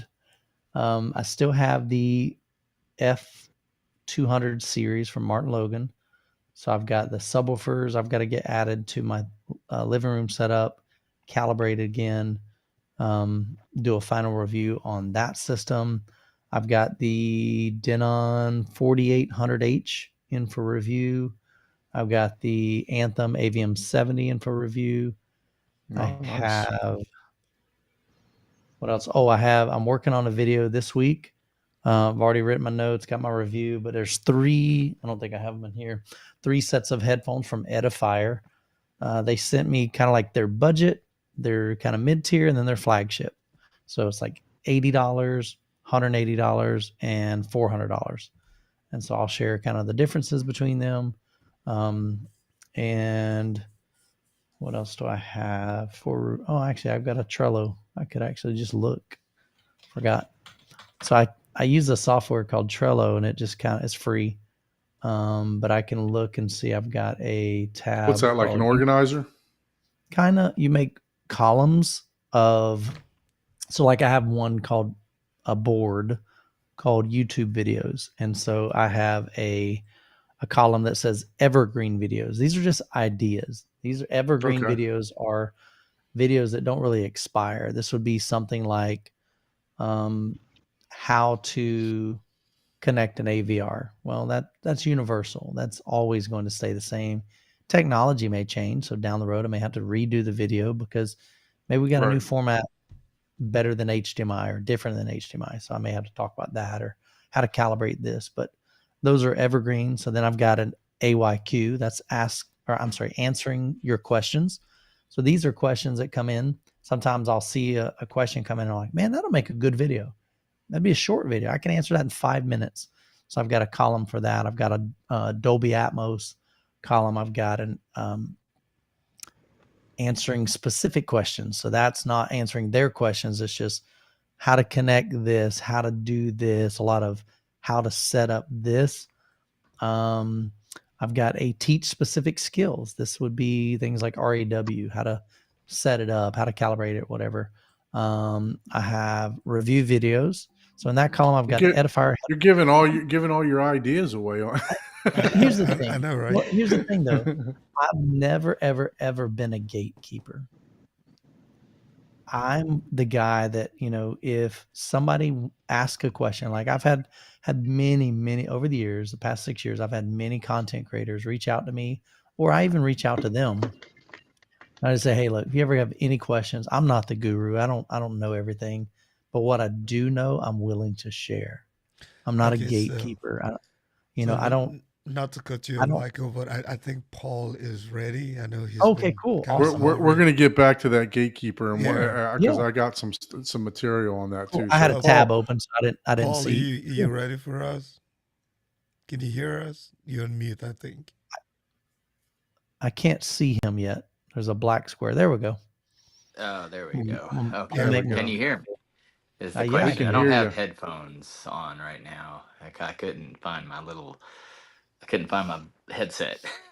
Dude, I that know we looks kind of so put you on dope, the spot. I appreciate you doing this. Paul. I'm Can you hear serious. me? I love. Yes, Oh, okay, cool. Yes. I So love the backlit. That looks sick, bro. yeah, I always wanted to. I seen the TVs and I was like, oh, that's Yeah, cool, but I've never seen I it like it. in a full 150-inch projector. And this is the kind that does the, I can do the theater or theme mode or whatever it is, and it'll interact with the screen all around, which I Yeah. don't Oh really wow. use Yeah. except for, parties and stuff like that. Sure. But yeah, Yeah. but But it's cool. it It's a throws cool some vibe. good. Yeah, exactly. That's what it does. So this is the theater, and I made a little cover for all my equipment so you can't even really see. Nice. Look It's at you, all bro. hidden. That's my latest little thing. But and of course the seating, I have the same Mhm. lighting under the seating and Oh, stuff like that. nice. Look at there, man. I hadn't seen this in a while. That is Yeah, so super that's dope, man. and then I was like, forget the them base. Valencia seats. I'm gonna make them. Yeah, right. But Yeah. and of course, I've got sound treatment up there in the Yeah. windows at the Look top, at that. and mostly I did that for lighting. And then of Yeah. course behind that center, that's all glass windows. So Mm. and behind that center I have glass as well. And then of course I've got my Acoustic homemade panels. sound panels and DIY. stuff like that. Yeah. I've made many of those, which you'll see in here. And this is my latest addition, which is pretty cool. Mhm. That's my front door entry, but I don't know if you've seen this, Michael. I This is haven't, man. my Look barcade at there. Ooh, I that knew I've you were made. working on it, but I hadn't seen the final product. So Look at that. I've got the Anderson bar right there, of Yeah. course, and then I made these I got my games, of course. Yeah. You know, Sure. I've got all the Like games, the which are like the cool. bar stools. Yeah, yep. And I've got I made those sound panels. They're game, arcade, like that's Monopoly and Right. Super Mario Brothers, and then I've got some of this stuff, my OLED. I've got, I'm a beer connoisseur, so I've got a Yeah. little map there with the beer and stuff like that, Nice. and then more stuff like that, and Fireplace. then I've got it gets kind of cold in here every now and again because again there's all window there, so Sure. but yeah, I've got the little infinity table. Jessica is the one that wanted that, so so I Nice. had to have that. I put that um little Pac-Man stool over in the corner because I've got two of them over here, and then this actually I'm kind of proud of because I don't know if it'll switch to um portrait or Oh, it did. whatever. Yeah. This is my photography work. Oh, nice. Nice. Look at there, dude. And you got Yeah, such a all creative eye. I love watching your coffee photos, and you just got a cool eye for photography, man. Yeah, he did an Yeah, excellent job on this video that he sent. He did an excellent job editing the video too. I mean, Yeah, yeah. when You you guys get should that posted try online, to show let me know. that. Yeah, I'll post it tomorrow. And it's amazing because this space you're looking at, guys, a couple of months ago, it was that cabinet that's right there and a bunch Yeah. of bicycles and Yeah. car keys and shoes. That Oh, was Dude. what and here's the you other had in and that thing. Ike sleeping entire on the floor. space. In that Just entire to space. I don't know how he just changed it up. yeah. Oh, yeah. I was working, many many hours, and the funny thing is, us, us males as our gender, if you would, everybody likes the two things that they like. One, the infinity table. That was Mhm. Jessica's idea. And also, this back wall here is chalkboard. Mhm. Yeah. So this is all chalkboard that you can, write on, and people love people love those two ideas, and that's like, yeah, that's all Jessica, of course, and I've got like all this paint work, Right. this photography work, mounted. I made this bar, I That's hand awesome, made dude. this bar, and gloss, it's. I mean, that's a. I'm no professional woodworker like Chuck, but I mean, for a engineer, that's a pretty decent bar there, So And that's one Did piece a of good wood job saw? on this, man. no, actually, there's a story to this. It's so long that Yeah. there's a seam right here. Okay. Yeah. I'm sure you could, if I zoom in on it, you could Now I can. see Yeah. it. Now Yeah. I couldn't see it before. Okay. Yeah, you got to zoom in pretty close. But I had this Okay. thing all put together, ready to seine and stand, and I had it pushed up against the garage door. And when I opened the garage door, the little metal support bars, it Mhm. it got caught on one of those, lifted up like 4 feet in the air, and fell, and the seam Oh. snapped. I was like, oh man, it took me it took like 3 days of work and sanding to get it there, and then it just snapped in half. I was so mad. I Yeah. was like, oh, there were so many words. And then I've got my Yes. Yeah. SBS that I proudly won at that virtual audio. I forget the name of that. I don't know why. The Daily Hi-Fi thing. So and then of course I've got my little VR headset, and All right. but other than that, yeah, I mean that's pretty much it. I mean it's a humble thing. I Nothing think humble about it, man. That's awesome. Yeah, that thing was my awesome. I just tried to go onto the shared link that you gave me through Facebook Messenger. I couldn't pull it up. I was going to try to show your video, but for some reason it says it's unavailable. But yeah, we'll Yeah, definitely oh get that yeah, posted. I downloaded it last I'm night. security conscious there. If you didn't download it within a day, you ain't getting it again, buddy. Yeah, Oh. Leave I my already stuff wide downloaded open. it. It's copyrighted. Yeah. It I gets I was like, downloaded it. locked. I'm I'll the post hacker it around here. tomorrow. You ain't hacking. Yeah. Now I plan on the thing that I want to or would like to upgrade in here is the furniture doesn't flow in here. I think once I get a better couch, Okay. something that to me, I want to be able to get one that'll do like a pit couch, to where if it's just me and Jessica, we could just like full, stretch out. Right. And if it's 5 people, I can stretch it all the way across to be like 5. Because this is a pretty long couch. I think it's Yeah. 9.5 feet wide, and there's still another like 2 feet to fit. But I mean, Right. I've had this couch for like 20 years. Mhm. and it's white, so that's how OCD or particular I am. Not OCD, but I'm like, oh, a spot, I gotta clean it. So, and I still have the signed Youthman gloves. I just thought Yeah. that was funny. I love that. That's awesome, dude. That's hilarious. Yeah, I just poop do emoji that for. still. Yeah. Oh yeah. Still got the Okay. Pumoji. I mean, because again, my space is for an experience, and I have friends over, and when they bring their kids, they always gravitate toward the poo. Like, Yeah. so. They always do, man. Yeah, it's just like, yep, that's where I'd be. So You got poop on your anyways. floor, bro. Yeah, exactly. Yeah. But yeah, Yeah, I mean, that's it's awesome. a fun space. I mean, like I said, it's good times, and of course, there's a little It's bit of good case, until you just little showed that KC red blood and on the white thing floor. on the Yeah. floor there. Yeah, it's we could stand to do a little better, I mean, as good as we are this year, there's definitely room for some improvement there, but yeah, and I like the fact that we talk about approachability and stuff like that. Like, although it takes a little more work, I've done all the lighting and stuff, and I can Right. change it too on the fly. This is Sure. all Govee integrated. Right. So Yeah. Nice. Nice. it's not, Yeah, Philips they've got an Hue, app. which is, yeah, and the app is a little finicky. And to be honest, I'm not a fan of their UI per se. Yeah. It's like there is nothing I'll just say it. There's nothing intuitive about the app, Yeah. but Yeah. once It's you a little, figure it out, it's like, right. oh, okay. You know, for the price, yeah, Yeah. it's amazing. It's like, oh, okay, shoot, man. Hey, don't talk about my Govee curtain back there, okay? I know, right? I got the curtain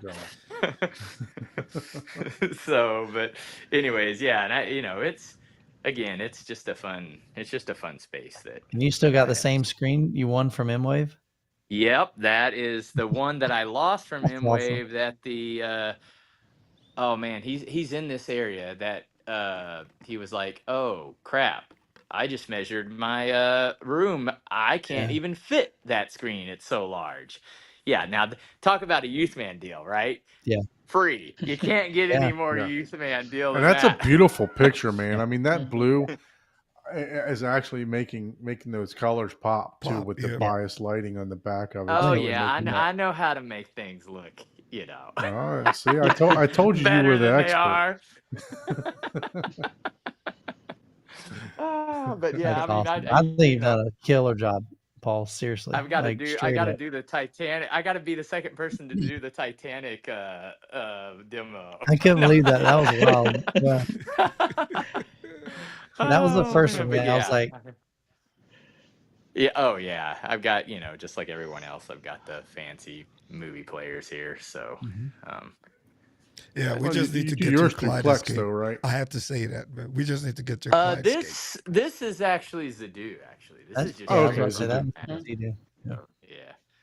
So, and you got, just like everybody, you can do that, or I can do like Blu-rays, which are basically the ones that I have their ISOs.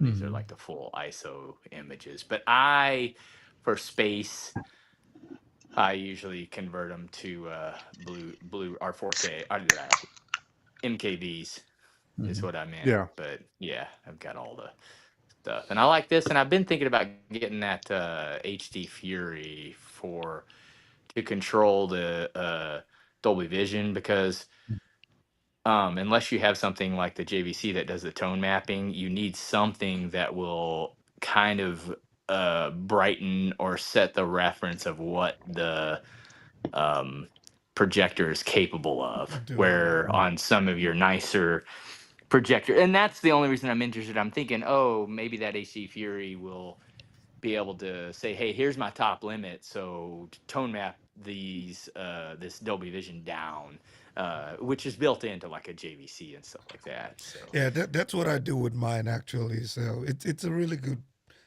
device. It can get finicky sometimes because you have to go in there. You can actually go in there and put like the numbers and all that stuff.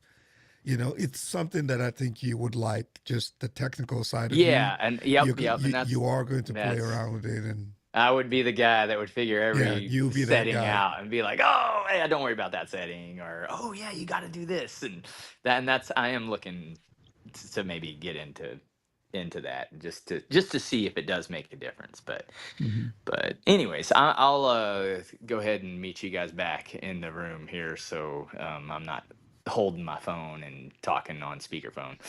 But no problem. anyways, no problem. Hey, thanks for sharing that. I think it turned out absolutely fantastic. I usually, and then here's the other thing. I have the 3 bar stools behind it. Oh, sorry. I should go back. Yeah, let me go back to the share.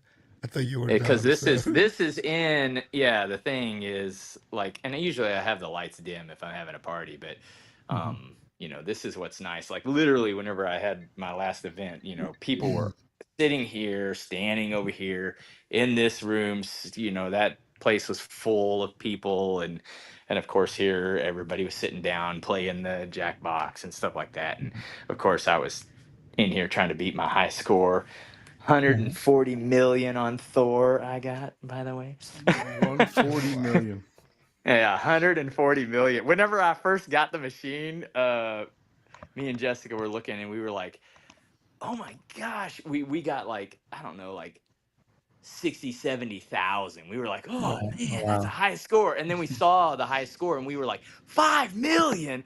I was like, what? There's no way to get 5 million. And now I have 140. I was like, yeah, my son would give me all of about 5 minutes, so I'd get about 10,000 points and I'd be done. So Yeah, pretty much. Yeah, that's what happens. So, all right, I'll see you guys in a all second. right. All right, bye. So getting back to a statement that you made, Michael, you talked about being the gatekeeper. Yeah. And as I mentioned in the intro, that you've had tons of influence on this community, and I'd like you to pull up the my shared screen if you can. Okay, let me give me a second. One thing that I really love about your personality and your passion, uh, that you're just willing to extend an arm to anyone, right? Mhm. So this was a post that you had for Haterade, Yeah. Jordan. asking everybody to go check out his video. Jordan, Yeah. he was in the chat a little bit earlier. Thanks for supporting the show, Jordan. We really appreciate it. This was just one example, right? So another one. This is us tonight. Michael's not making any money on this. He's not live streaming to I'm his not, channel. dude. Peace out, fellas. It's been fun, man. He's just doing this, just because he loves the hobby, and two, I really believe that the passion that he has just to help others. Yeah. So this is another one. Brett, he was on Brett's show. Just listing, using his platform to help others. This one really struck me. Chris from my home theater, my home theater. He talked about Oh yeah. making content and how he's become a friend with Chris and wanted to help him get over the hump of 3,000 subscribers. I was hoping right? we'd get him there, man. That would have been cool. Yeah. So I mean, Where is that now? just very unselfish of you, and Scott and Kat was in the chat. I don't know if they're still on or not, but supported them from day one from their podcast that they're doing, and we hope to have them on. And he mentioned in the chat that he'd love to join. Had plans to join our show too. So, just a pure I guess it's the word for selfless, I guess promotion for other channels, and other people in this hobby, and was a big inspiration to me. Michael, why do you not see this as a competition? Why do you see this as just a platform to help someone? Yeah. I mean, here's the deal. I mean, my faith is integrate. I try. I do my best. I'm not perfect, far from it, but I try to integrate my faith in everything that I do, from a personal aspect, even to business, even to YouTube, because that's who I am. It's not something I do on Sunday mornings and Sunday nights. It's who I am. And as a Christian, I'm supposed to love God and love others. And the love others, basically, there's another part to that. It says, love your neighbor as yourself. So if I want to love my neighbor as myself, if I needed something or if I could benefit from something that somebody else had, I would want them to give it to me. But the same thing, if I've got something, whether it's knowledge, whether it's experience, whether it's information, whatever, I want to be a help. I just truly do. And I look at it this way. There is enough people on this planet for all of us content creators, every single podcast, every single channel on home theater. Yes, we are pretty niche. I mean, home theater, it's not that viral video that I had was very, very rare. Most of my videos, they may be 10,000 views, 20,000 views, 50,000 views. Very few are ever going to be multi-million. But then you watch another channel that has millions of views. So those are huge markets. Home theater really isn't a huge market. So it'd be easy for me to go, you know what? I'm going to keep all my secrets, like you mentioned earlier.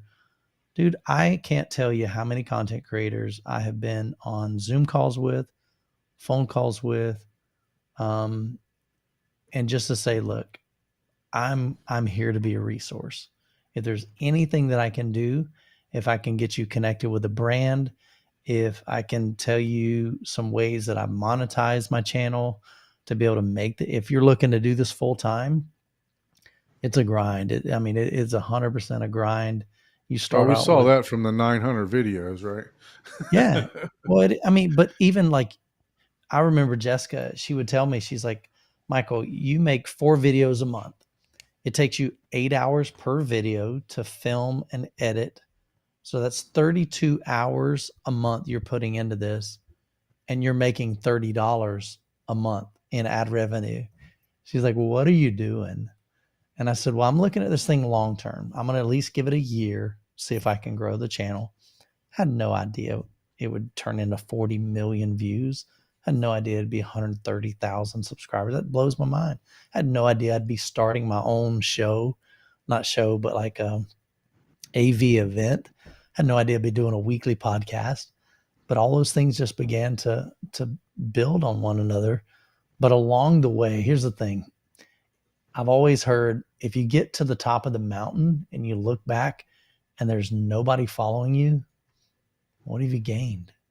So I don't want to get to what maybe some people in our niche would consider success, but look around and I've got nobody to celebrate with, nobody to say, hey, I helped get them I helped them in their journey, put it that way.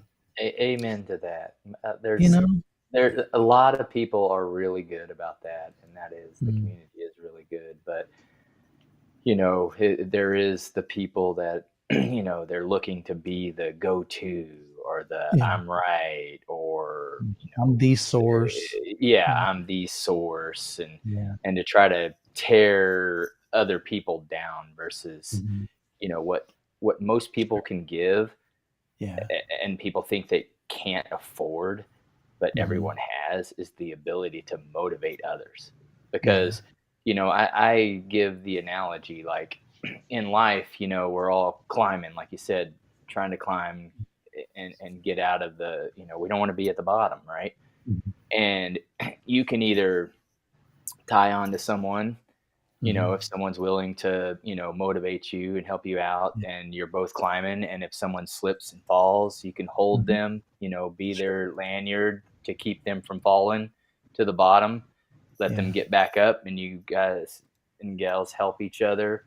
Or you can just, hey, you're slowing me down, and untether and try to make it to the top. But like you said, if you get there, 2 things: you're there by yourself, and let's face it, once you get to the top, there's only one place to go down. And if you don't have friends, family, and experiences that others can enjoy with you, the climb back down is there's no point. Painful. It really is. And that's one thing we really like about your channel. It's definitely. You're never oh, this person or that doesn't do, they don't, this, that, whatever. It's never about that. It's just, hey, do you like audio? I like audio too. Right. Exactly. If you're willing to be friends with me, I'm willing to be friends with you. It was funny. I had a guy, he said, I made a post just yesterday, and he said, that guy's uptight. Like, me? I've been called a lot of things in my life, but I have never once been called uptight. I'm like the most laid back, easygoing, have fun. But it was funny how he said that. I was like, okay. So that's just his view of what he sees either online or maybe in some posts online. And oh man, I can see someone calling me uptight, but like, I'm like, what they would call Michael uptight. Like, okay, that doesn't even compute. But like, okay, must have been a specific situation that barred representation. Yeah. Well, I mean, I know that. I'm sorry. I know that John Anthony and I, we've done a lot of trying to help people through Messenger. Because like Facebook Messenger, we met a lot of Facebook friends, and we'll help out and try to do what we can as for what little knowledge I have. But we try to I try to model myself after Michael and just help as many people as we can. John Anthony, you've helped a bunch of people, in this space. What are some of the conversations that you have, and especially you've actually grown a couple of Facebook groups too. What are your Facebook groups? Yeah, so I was lucky enough, and actually, after watching Michael's video on the HTTP1, I knew that Mhm. was the processor for me. It's not extraordinary expensive, and it checked all the boxes that I needed for my home theater.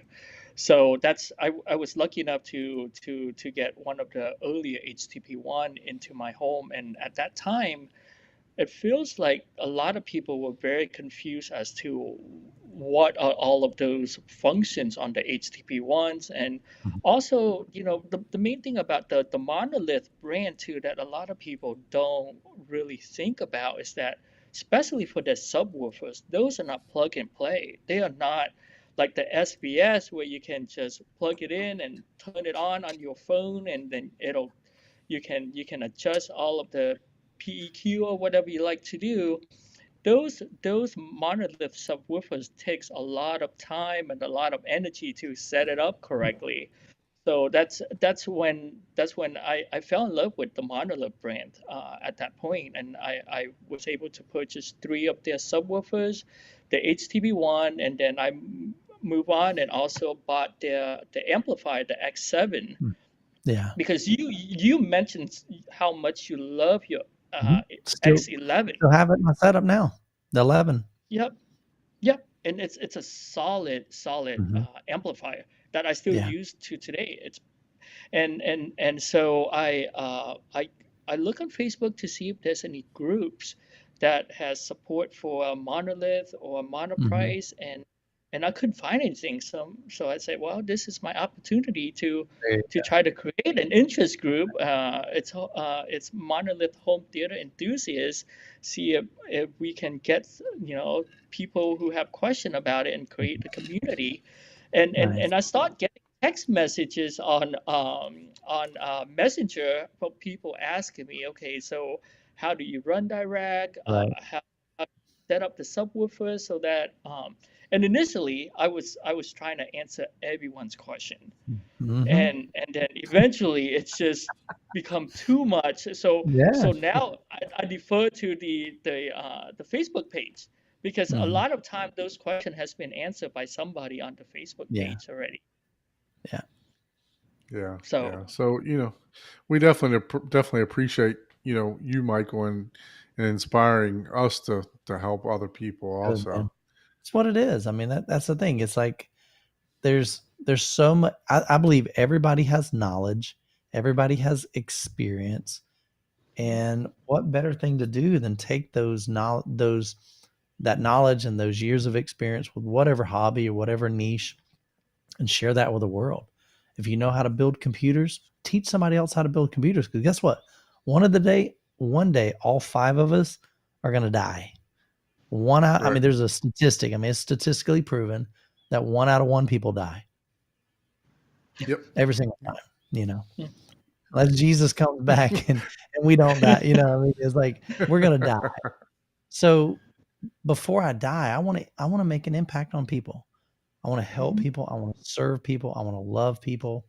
I want to be a resource to people, because when I die, I want somebody to look back and go, I'm a better person. I'm a better father. I'm a better student. I'm a better whatever. I'm a better friend because of my relationship with Michael, and what he's poured into me. And so that's just what I try to do. And then again, I'm not even remotely close to being perfect, but I just try to do my best. Yeah, I always say, live your life well so the pastor doesn't have to lie at your funeral.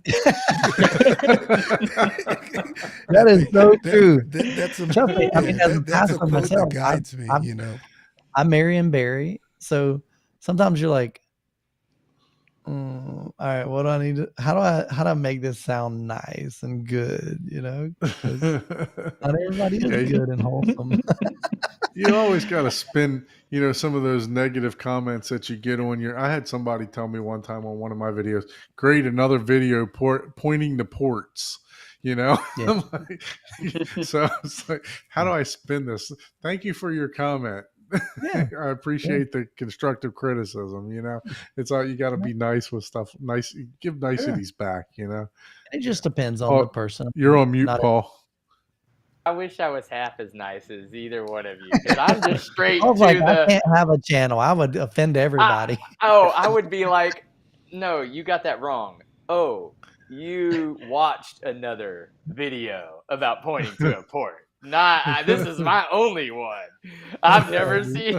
I would just be like, "What are you? You're the one that's watching all the Like, you're videos the pointing idiot, out man. ports, Yeah. not me.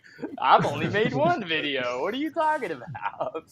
Yeah, John Anthony is the smart one here because he when he started his YouTube channel, he never turned the comments on, so he didn't. No, He just didn't allow the comments to come on. yeah.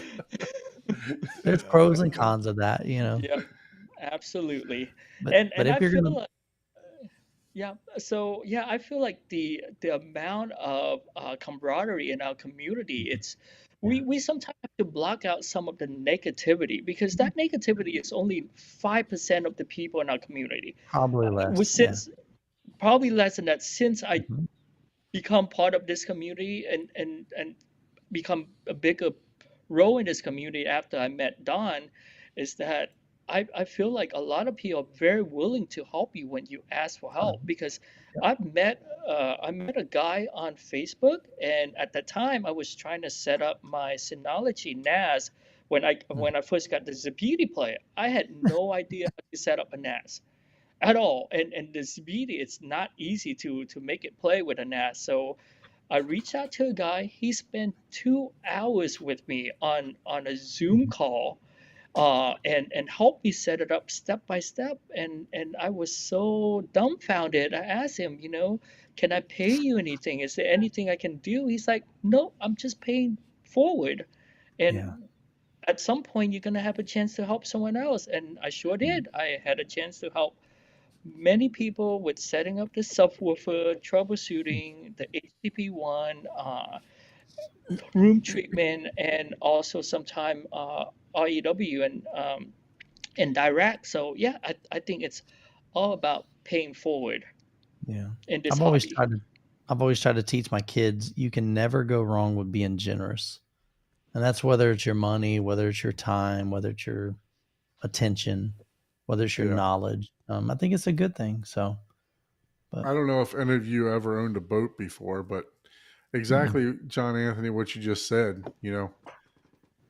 it's a boater's rule that if you see somebody broken down, you have to stop. yeah. You have to stop and you have to help them no matter what you're doing. And it will come back to you because look, we all know what boat You're gonna stands have for, the right? boat. You're gonna have a boat that broke down. Exactly. Yeah. Eventually, So, I mean, you ride one long enough, it, own one long enough. so, Michael, I don't know if I'm putting you on the spot here or not, but Whatever. are you able to share with everyone, kind of like Paul did on your phone, I think so. your studio set up there, and possibly So, give us a tour of your home theater? oh, I didn't see your text. I had it on mute. I've learned to do that on my podcast. Somebody was like, "Turn your phone on mute, bro," because it's over dinging and all Yeah, kinds of noise. yeah, it's no problem. You can just join with the invite link. All right. So the first thing I need to do. All right. Let me think. You need Where did you Chrome. send me the link? Send Was it that to in? your Was that an email or was that on Facebook Messenger? email. I can send it to you Okay, by cool. text. That'd be good. also. It's email. Either way, yeah, that's fine. So while these guys are getting this set up, I'll go back to Cedia. I'd like to talk about some of these new TVs that they got What, coming out. CES? I'm trying to figure out what the use case for this one actually is. While you guys are setting that up, Ike, if you wouldn't mind sharing that. He's like, wait, man, I'm having to multitask. Let me get this email out. Which one are you talking about? So is this the this see-through is one? the transparent LG TV that they came out with. It's a transparent OLED. Interesting. I That love that idea. I actually love It- that idea Wow. because when it's not on, it's not there. So Right. aesthetically, it disappears. Now, I would have to see any technology like this, if it, while you're using it, doesn't look as good as the standard TV. You know what I'm saying? I don't like it when they come out with technology that then decreases the value of the original item without this new feature. It's like, I don't care if an OLED can get 10,000 nits if it now can no longer have blacks. It's like, oh, what's the point? I mean, it of definitely that? gives it a little bit more depth, right? It looks like it's 3D, so because the walls behind it, it looks like the person's actually standing in your room or singing in your room right here. So I can definitely understand that Well, that this use I case. think But would be over the fireplace. You don't see it. You could put a piece of wall art behind it. This is probably the first gen of it. Now, and I don't know what it looks like. I'm not in person, but if it Right. looks as good as a standard OLED, let's just say, the first gen OLED, let's say, then that is acceptance factor aesthetically 1,000 times over. That means you could have speakers in wall, television flat against the wall, and an image behind that, maybe a fancy piece of art or family photo, and it looked like a museum. And then it's like, oh, well, actually, this is also my home theater. Boop, and you turn it on, and all of a sudden, what you thought. And some of those drop down. I don't know if that one was where they drop it drops down a black screen behind it to give you that true blacks. So that might have been the screen without the backdrop on it, so you can still see through it. All I'm gonna say Yeah. is, if you have young kids, this is not for you. 'Cause somebody's gonna throw something or run right through your transparent toilet. Not even Or see just it. Like, fingerprint- I didn't even see or just it. Like, fingerprint what? the heck out Or of it, just- right? Look, man. Well, they wouldn't I can even know it was imagine all the there. things You my don't, you kids don't, would do. you don't tell them it's there, and they'll never see it. Isn't that the point? And they walk right through it, and then you would have to decide if you want to cry or spank somebody. But yeah, man, it's like, Again, I think this is more for the, you put it over the fireplace, because a lot of places, have that type of situation where, hey, I want a TV in this room, but the only place I can place it is here, above. It looks ugly, over your Yeah. fireplace, did you really just I was stop trying. sharing? I mean, it definitely gives I guess, a deeper field of view because you're kind of like seeing through it all, Oh. in your home, or whatever it may be, So just curious on those. I mean, that was something that came out. I'm sure others will have much better concept than I do on how they would be used. It looks like we had Michael ready to give us a little tour of his studio there. I am Yeah. trying to get it. You got to flip it. All the right, other Paul, way, how did you right? switch it around? You have to, when you join, you have to select. I'm just going to call There's it a gear that says This- front this- facing and back Nope, facing. on the nope. When camera. you I'm about first to mute you, join, Oh, here we when go. you I got first it. join, it will reconnect you. So when you select, it'll dump you, then it reconnects. You have to select when you first come in. There's no switching on this one. Actually, there is, Yeah. Paul. It must be new. Well, Let me know. Let me know if you get booted out or not. Yeah, so there was a cog wheel on the left, bottom left, and Right. you select that, and then it says, Yeah. which camera do you want? And then when you so select it, it usually boots you out, and then you reconnect. I don't guess so, because I can use my ultra wide camera. You can select them all, but then once you select done, Yeah, select done. It might kick you out and rejoin. Yeah. Oh, you're not seeing this. Yeah, live we're right not now. even Yeah, we're seeing not you seeing yet. you yet. Oh, okay. I didn't know that. I thought. I was gonna but I say, was- yeah, sure, you can select it, but bye bye. Yeah, Oh. technical difficulties. All right, here we Technical go. It'll probably difficulties with this disconnect. program. Let's see. Yeah, that's fine. It's technology. Yeah. Yeah.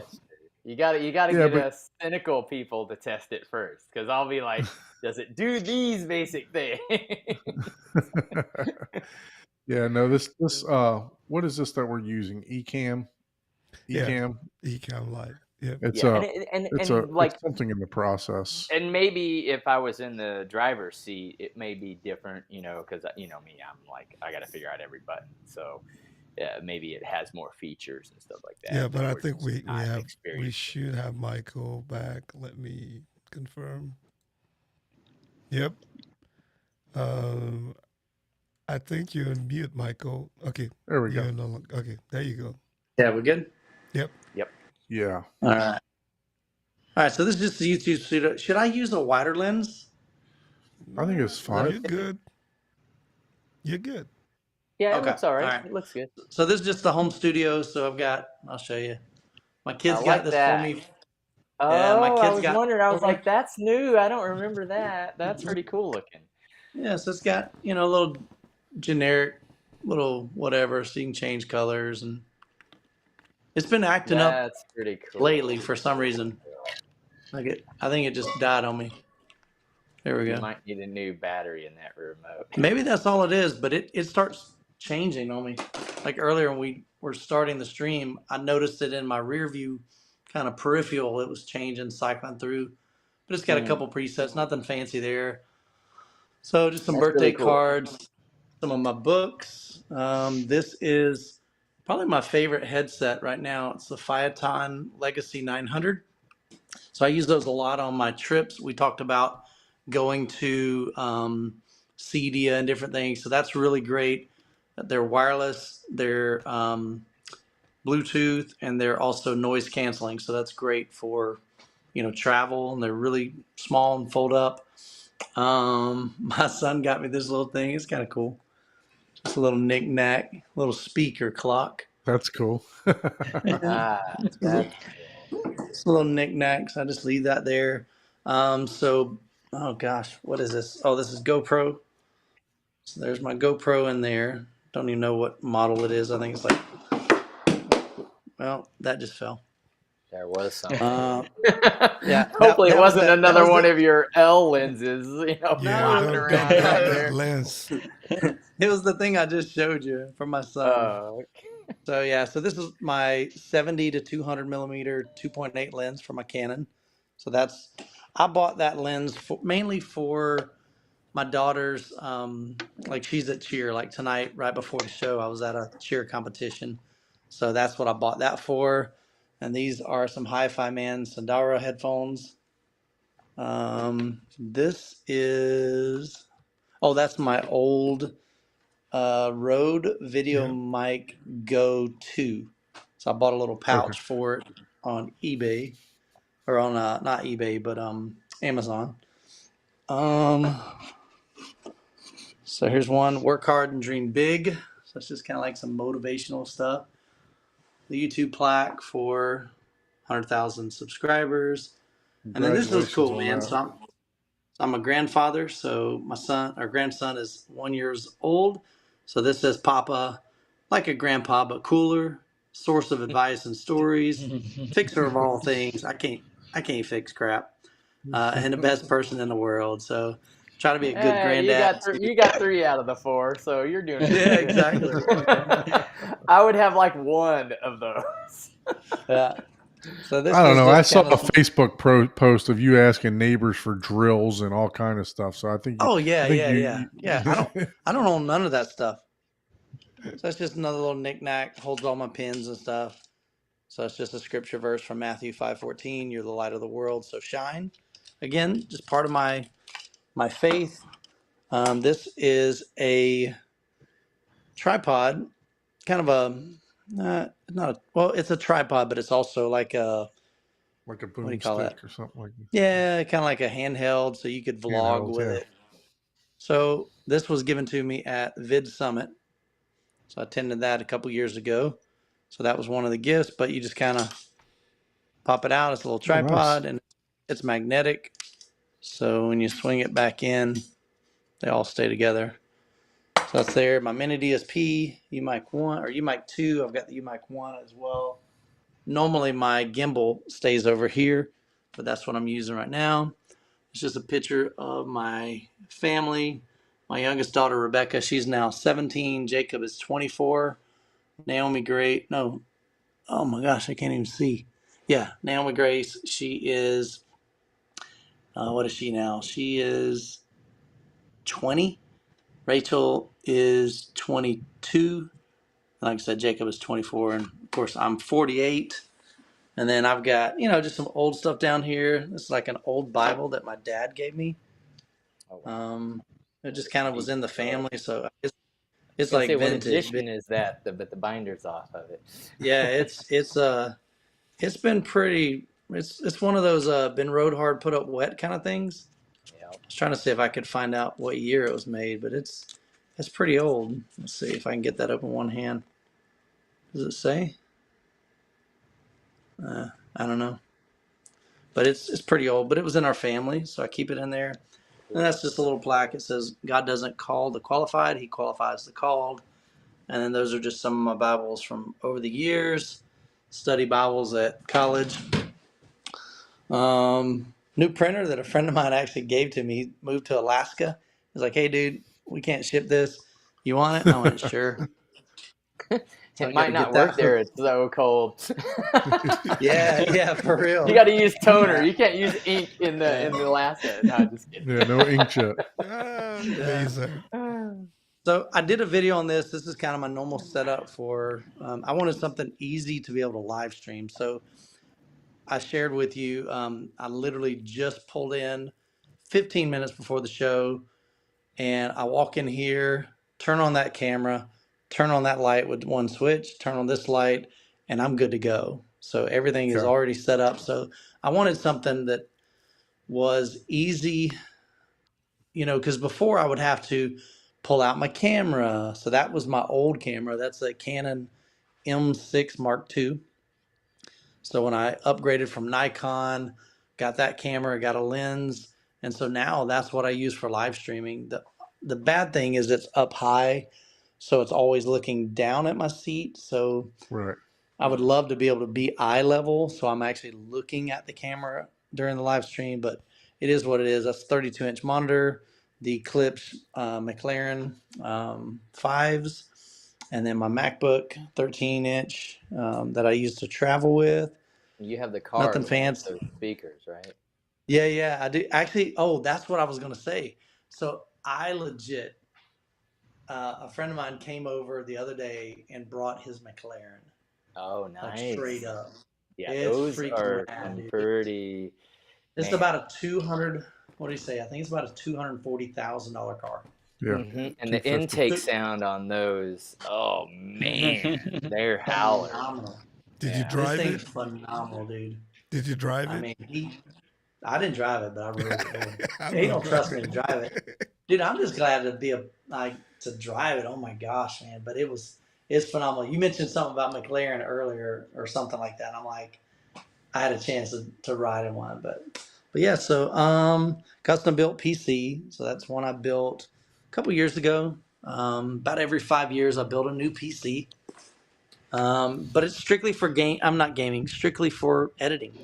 So nothing super fancy. I couldn't even tell you all the specs. Every year, every time I build one, I have to do research and figure out what the latest, greatest kind of stuff is. And I don't buy the latest, greatest because it's usually way, way expensive. But I think that's probably about $2,500 total for the build. Standing desk here, so I can just hit a little preset there. Only thing I got to do is move this out of the way because it'll hit the speaker. So I've just got 2 presets. So when I'm standing, the desk comes up. But I don't have any lights in here. I don't know why when they built this house, there's literally nothing up here. So the only lights in this room every day that I work with is that one and that one. That's it. This one I bring in just to kind of light up this back here because it just gets Right. pitch black. What kind of So, light is that? The round light that you have, is that So- something special? That No, nothing special. It's just kind of, to me, expensive. It's a Govee. Speaking of Govee, there's a little dinky light. I thought, since I don't have any lights up here, that light was going to be an accent light, but also light up my room a little bit with some reflection. Nope. Nope. You can see the light extends to about here. Yeah, those to are there. corner accent lights. Yeah. Yeah, and it's like it may come up here, so it's Mhm. it was $100 or $130 or whatever I bought it. I'm like, that was a waste, but Yeah, I it's have cool. I have one right behind me. You can see like I a have little blue tubes fade. also that I thought was You going to light you up can the whole barely back see wall it, that did. but Yeah. Now on that I mean, Govee one that you just showed, does it have Yep. multiple segments? yep. Yes, Or is it just it one does. solid Yep. light? No, Okay. it does See- have see, multiple segments. So I see some purpose for that. Yeah, since it has Yeah. multiple segments. Well, you here's the can thing. really It's do some cool stuff for with what that. it is, which is an accent light. I was just Mhm. hoping it would actually He was illuminate asking my for room. more. Yeah. Gotcha. And it did not do that. So that's the reason why I say it's like useful, not useful in my setup. But yeah. So Hey, Govee, right, so send let's- Michael some lights, Govee. so I had Send me talked to one too. Govee, so it's gonna be pitch black for a little while. So I talked to Govee to send me one. They're one of the most difficult companies to work with. Like their communication is terrible. So here's So theater room. is there UI? I mean, no, Govee lights Yeah. are awesome. I like my lights. For what I paid Sure. for them, they're amazing. Exactly. For what it Yeah. is, they're not super high end. But To they're okay. to get what I have in Philips Hue, I think I have a total of maybe $600. I think I calculated out like $5,000 to get the same light Yeah. effects. For The sure. same effects. Sure, I Oh, might have a little nice. bit more resolution, but oh yeah, look at that. Ooh, I love those. So- man. They look fake right now. That looks like Yeah. some sort of picture in the background. So The I'll way turn it off the looks. rear lights. So if y'all have these devices, excuse me, Alexa, rear lights off. All right. So this is just the screen that's 150-inch diagonal. So this is backlit with Govee lights. Over to the far right. Yeah, we're talking Govee. So Govee's just not to show a you that channel this, sponsor. yeah, exactly. They should We know be, the but they're sponsor of the not. video, right? They should be, but they're not. So they have let me back up. So I'll show you one other thing. So Paul, I have something similar to yours, but mine goes around the screen, but mine's only blue. Alexa, screen lights on. So I just have one nice. blue light. Yep. And what this does is kind of highlight the texture that's in here. Yeah. So this is all wood, hand carved wood, little what I call diamond pattern. But it's just one color. So eventually, oh no, no, I did not replace that one. I was trying to think if I replaced the one on the out. Man, now I can't even remember if I did. I don't think I did. Anyway, I don't even know. It's been so long. Alexa, screen light orange. Let's see. If it does, then I know.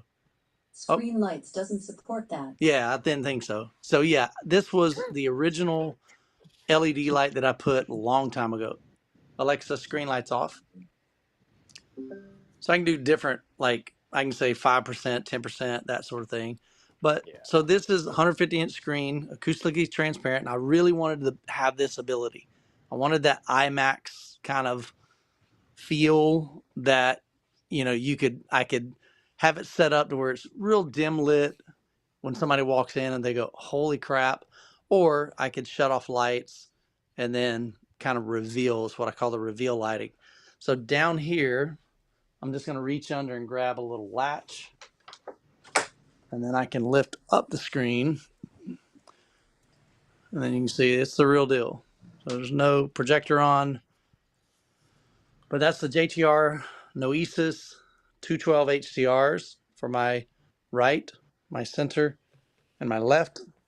For subwoofers, the JTR Captivator RS2s. So this is an 18-inch driver. So there's two of those and about a 220-pound cabinet. 4,000 watt continuous amplifier going to them. And then there's some GIK panels back here. One day I want to kind of fill in this cabinet back here. As you can see, it's just hollow in there. So Right. it's pretty echoey. And then I've got a work light that if I squat down, open up my cabinet, you can see I can turn on that light and off. And so that way, if I don't have these lights on, I can still at least see in there. Right. Man, that center channel just looks lonely out there, man. So this is what it looks like. You need to get a couple more subs to fill in the gap there, man. Yeah, look, he's like I've sat in the chair. He don't need any more. Yeah, it's pretty well. Alexa, theater lights on. So you guys have seen my room. Like I said, that's the 150-inch screen from Seymour Center Stage XD. And I've just got it on. Oh, I guess I could show this for maybe those that haven't seen it. These are just supported with gas shocks. Nothing fancy, super inexpensive. No, I call them shocks. I guess they're technically struts. This is kind of interesting. So this piece of metal here, I did not build this, but my friend did. So he had been looking online, or not online. He had been looking around local stores, trying to find out what can we do to build this. And he found a place that was called Unclaimed Baggage. We always called it Unclaimed Garbage because there was a lot of garbage there, but sometimes you can find some cool stuff. And Unclaimed Baggage was just what it sounds like. I'm sorry. There was two places. There was Unclaimed Baggage and there was Mike's Merchandise. And I think this was at Mike's Merchandise. So they just have all kinds of random stuff. You go in there and you never know what you're going to find. But he found 3 pieces of this extruded aluminum right here.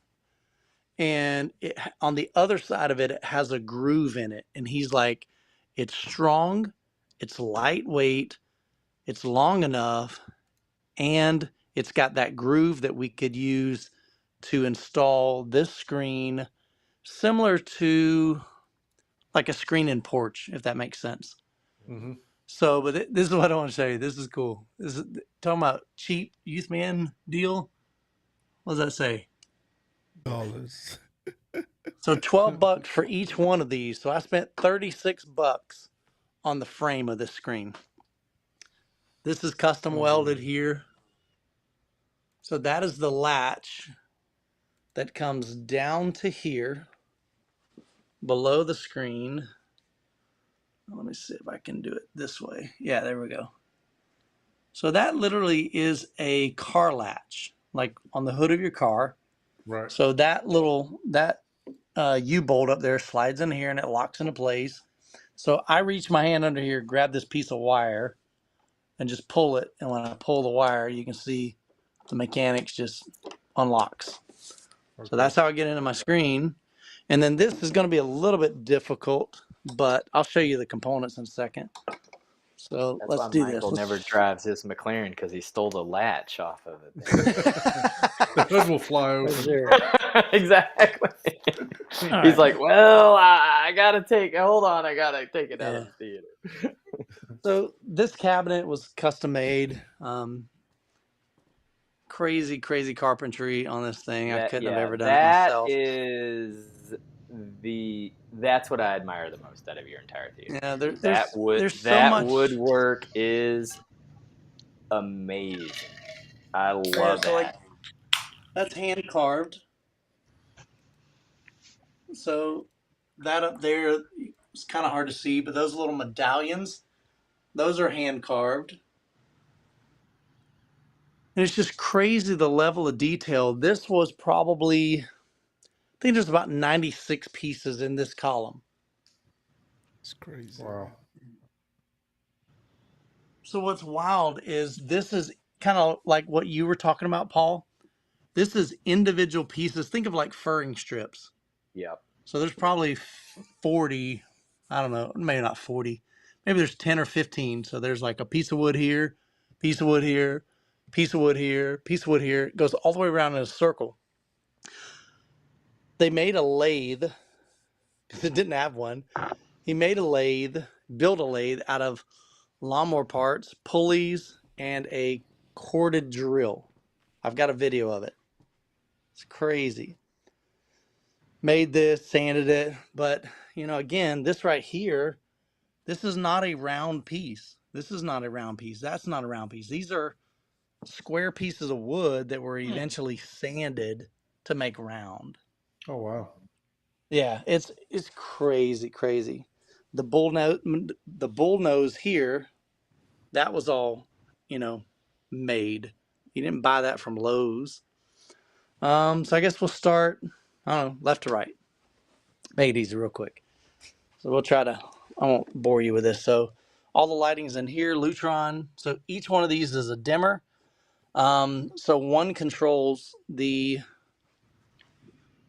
let's see, probably the easiest way. Let me step back here.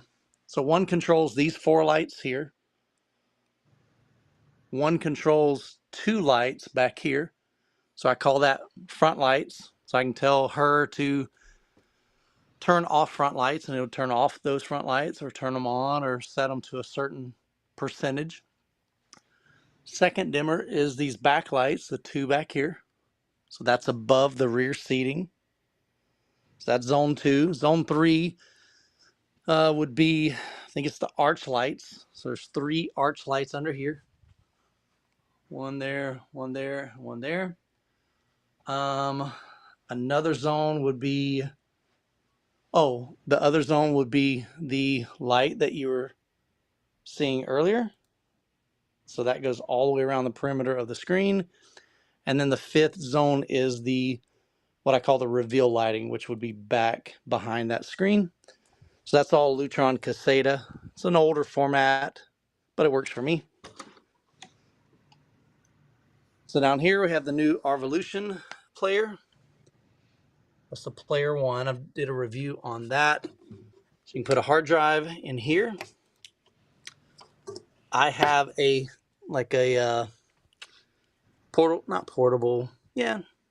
external is the word I'm thinking of. I have an external hard drive back there connected to this with all my media. This is just some of my cables. So custom.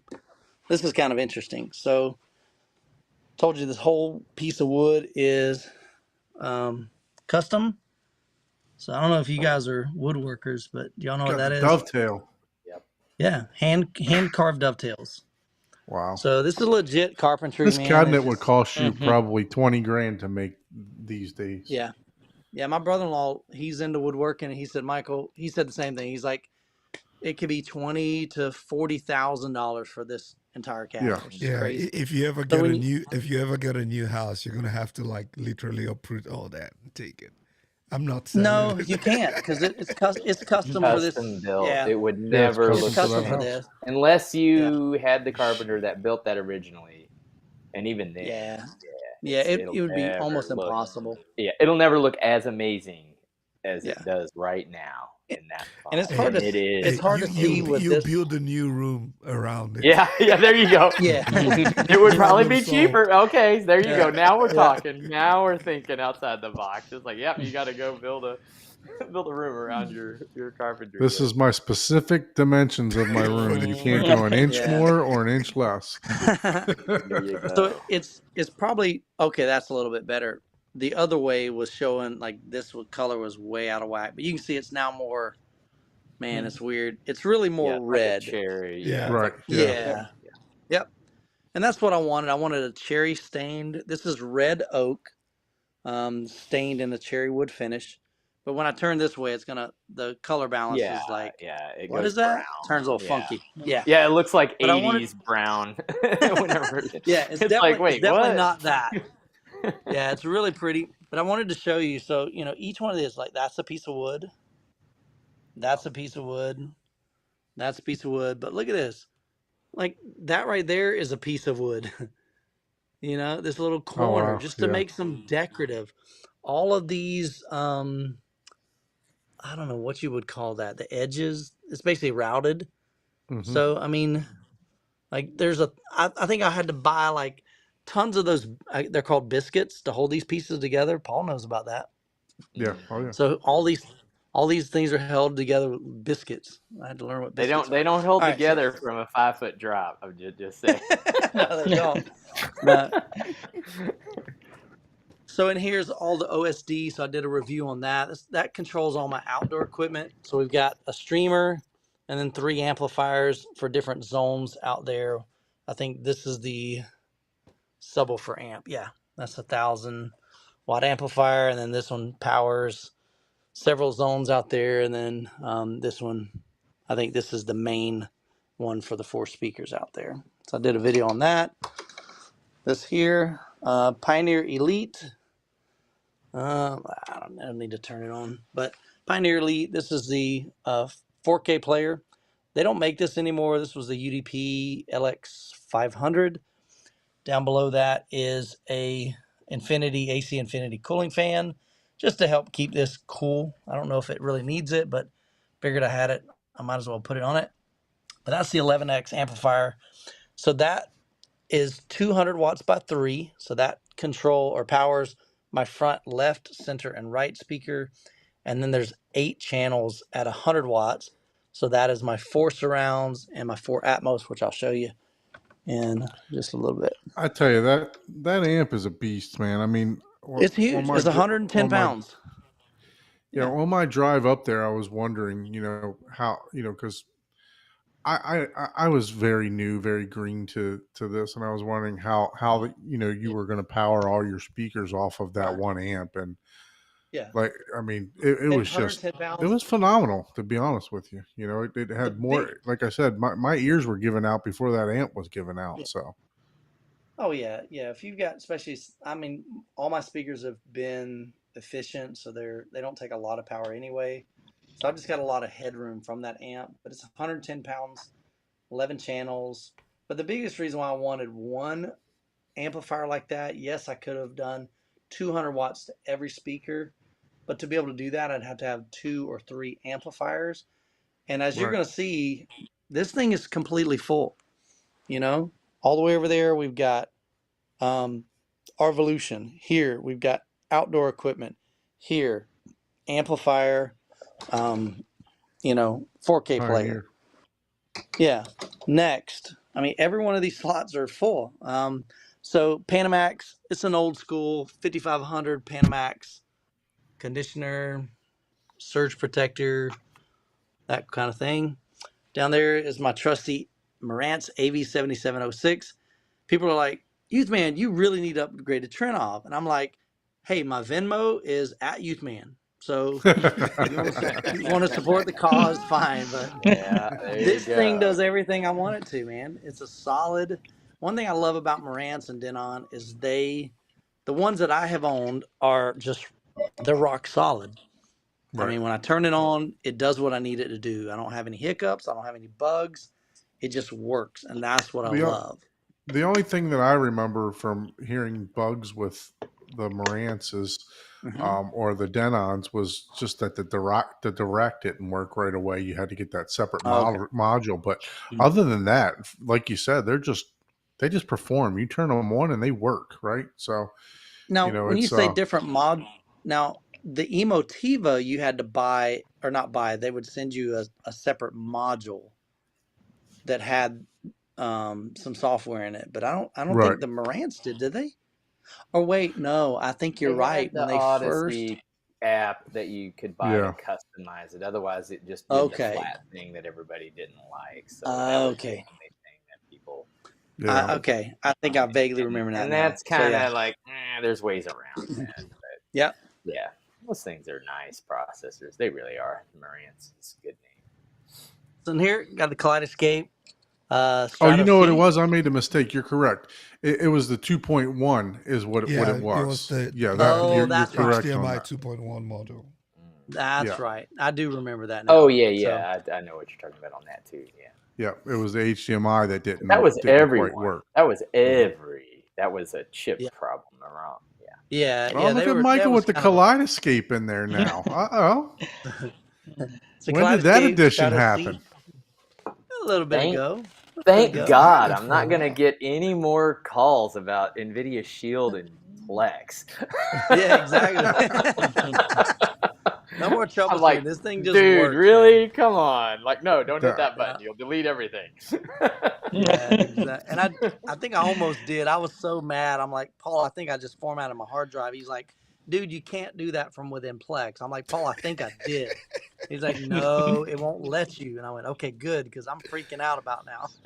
Hey, Paul, you need to write a Plex for dummies, man. Something like that. Yeah, For real. man. Yeah. As I told all you guys, Paul is our IT guy. That's the Yeah. Paul. I need you to help. I need you to help Fred with his bass control. Paul, I need you to help Chuck with.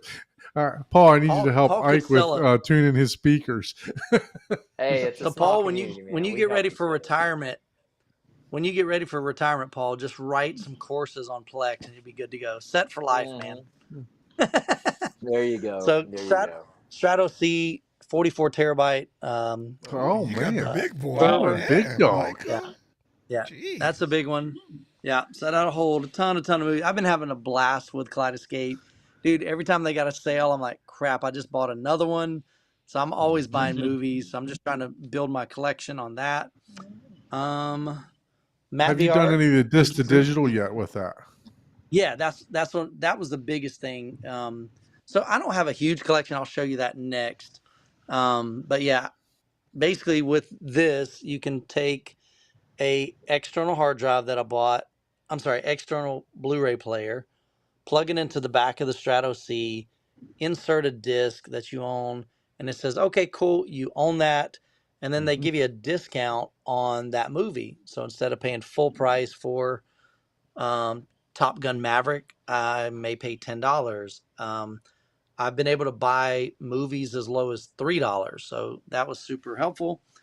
Down below that's MadVR Extreme. The MadVR Extreme processor is huge for my setup because I've got the 2.35 screen.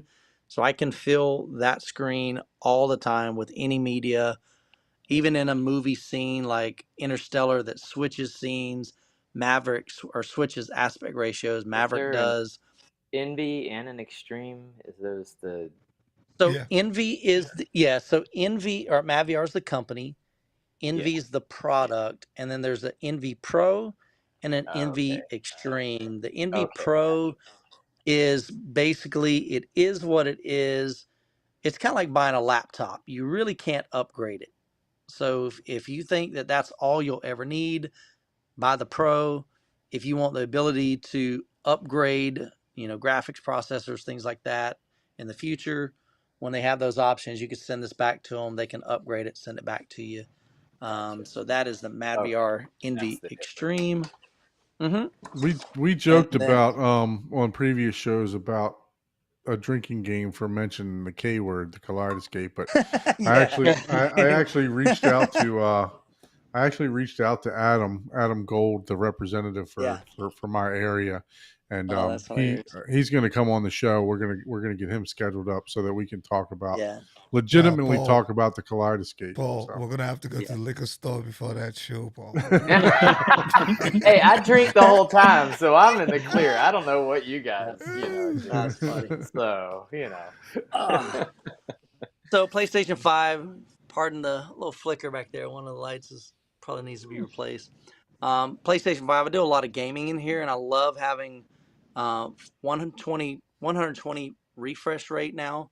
I'll show you the projector I've got. There's a Orbi router back there, so that's hardwired, and then that provides wireless to the theater room, and then or PS5 controller on a little charger. There's the charger for the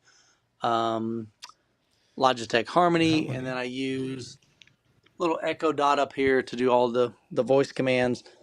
And then this is really my collection. I mean, that's it. I don't have a whole lot.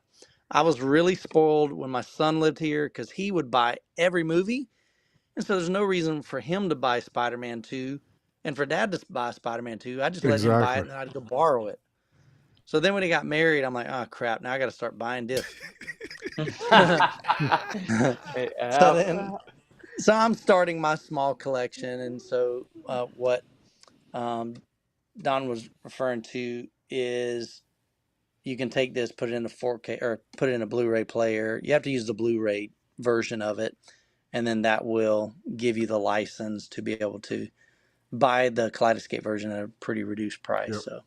So some video games, some old school video or old school DVDs, Blu-rays, some music stuff, concert DVDs and stuff, and then just a handful of movies. Hey, just buy And then your the last, son, just get your son a bunch of stamps from the post yeah, office. for sure. Yeah. The And idea, So then Michael, the is idea that behind I'm sorry, is that for the K word that we're not supposed to say? Is Yeah, that the new Prime? Is that the new Prime server, or is that one of the older servers prior to the no, Prime? it's definitely an older one. It's not the new like the solid state ones, the super fast ones. Right. So yeah, Yeah, they have a this Prime server, and then they have the solid state also. Once you get to you, yeah, because the compact is actually, I think, is up to 22 terabytes. But since you got the other one, you got the full size. You got the full yeah, and this size. is it's some of their older hardware. So Okay, this here, the still thought works. here was, yeah, exactly. The thought here was going to be like, this is where I'll put remotes. But once I got theater seating, that never gets used because I put the remotes in there. We got acoustic panels around the room, GIK. That is a double sliding glass door with the Velamax blackout. So I'll pull this back. That's the You stuff can't that see out. John Anthony Yeah. mentioned. Yeah, so you can see my little sliding glass door there. So this is just held on by static clean, like static. I don't know what you call that, but water and basically, soap. yeah, It's literally, like you a spray tint. water Yeah. on it. Literally, there's no chemical. You spray water and you put it on there flat and you squeegee it, and that is it. That's how it sticks with static clean. So Valencia theater seats. So we got the Tuscany Ultimate Luxury in the back row. Tuscany Ultimate Luxury. I'm sorry, Oslo Ultimate Luxury. Acoustic panels. There's four JTR, Noesis, 110. Let me see if I can get the model number right. 110 HTSL. SL stands for slant. You see these are angled about, I guess, 45-degree angle. Mm-hmm. So the great thing about these is they're angled right down to my listening position. So I got two side surrounds, two back surrounds, not ideally placed, but that's where my rear surrounds have always been placed. It is what it is. It's not a perfect room. Problem is I got this big door right here. So to have the big door there, Right. there's really nowhere to put a surround. So I had to go above and then just match it over there. When we upgraded from 103-inch non-acoustic transparent screen to this 150-inch transparent screen, that's a big shift. And so used to, the projector was kind of about probably right there in the room for 103. That was an Epson 5040 UB. So when I upgraded to the JVC NX7, we had to cut a hole in the wall and we mounted it inside there. So that gave me about a 16-foot throw distance. And then, I don't know, 6 months ago, no, longer than that, upgraded to the NZ8 4K projector. Oh, what else? I think I've covered everything. I got GIK on the ceiling, some panels there. The 4 Atmos speakers. So the same identical as my surrounds. So I've got 4 of the same thing, 110 HT SLs there. And there's another 2 back here, one there. And they're aimed right here. Back seat isn't ideal. I mean, none of your surrounds are really, they're blowing over this, rear row. Atmos is blowing over them. So they kind of get shafted back there, honestly. But again, this is my room. It's only 19 feet deep. That cabinet is 4 feet deep. So effectively, my room that I had to work with is like 15 feet right there. Right. I got And 15 you're feet. sitting around 9 feet away from the screen, right? That is correct. So when this is reclined, my eyeballs are 9 feet from a 150-inch screen. Ike That's did his immersive. research, man. Yeah. Oh, and talking about signs. So my kids got this for me for one Christmas. Thought that was pretty slick. Very nice. Yeah, it's just a little metal sign. Got it on Etsy. So Etsy's really cool. Yeah. This cable, so that's from Rui Pro. So that's just temporary. I didn't want to run through the attic till I made sure it actually works. And so now Yeah, I've I was used going it to a ask lot. you because I remember you had a cable in there before, and then you talked Yeah. about how it wasn't as difficult to pull through. Yes. As so my concern is I've got to pull 2 of these. Okay. Because and here's the reason. I have one for, all right, let me think this through. All right, so I already know MadVR your Envy. answer because I'm doing the same thing. You got one for 2.1 from the PlayStation and one Correct. from the Marantz because it's not Correct. 2.1. That is correct. So I MadVR got to do Envy the is same terrible thing. for, yeah, you can't do, it just has so much lag for the MadVR Envy. So it's great for processing, but it's not great for like gaming. Yep. So I run a separate cable. So when I game on the PlayStation in here, I switch it to input 2 on the JVC, and I've already got one cable run through the ceiling. So that's the old original monoprice cable. So the idea is Rui Pro sent me 2 of those. So I need to get back in the attic, run both Rui Pros, and then one would be HDMI 1, one would be HDMI 2. But honestly, the monoprice is still working good, so I may leave it and just, I don't know. I just don't think I'm going to be able to pull 2 cables without getting in my attic. So, other than that, honestly, I think do you have, is it a conduit that you have, or is it just in the open? No, dude. I knew all about conduit, but I was too cheap because I'm a Youthman. Cheap. I need to call my name Cheap Man, but I guess that's already taken with Cheap Audio. I'm definitely cheap. So when I was doing my theater room, I knew every Facebook group said you need to run conduit, make it easier down the road. And I'm like, yeah, I know, but I don't want to spend the $100 for PVC piping. Man, I should have. So guys, if you're building it, do it. Yes. Oh my gosh. Because now that cable's been sitting there for what, 6 months? So now I got to climb in the attic sometime. It took me a year to run the last one. It's cold now, And though, so it's a little bit colder now, so you can get in the attic in Florida. You got to do it in the winter. In Texas, we stay away from the attic in the summer. Yeah, the problem is feeding it up there, right? I just ran a couple Cat 5 or Cat 5e for my new Wi-Fi 6.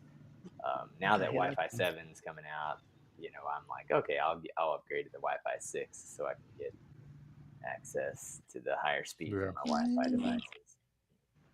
Yeah, I think that's it, man.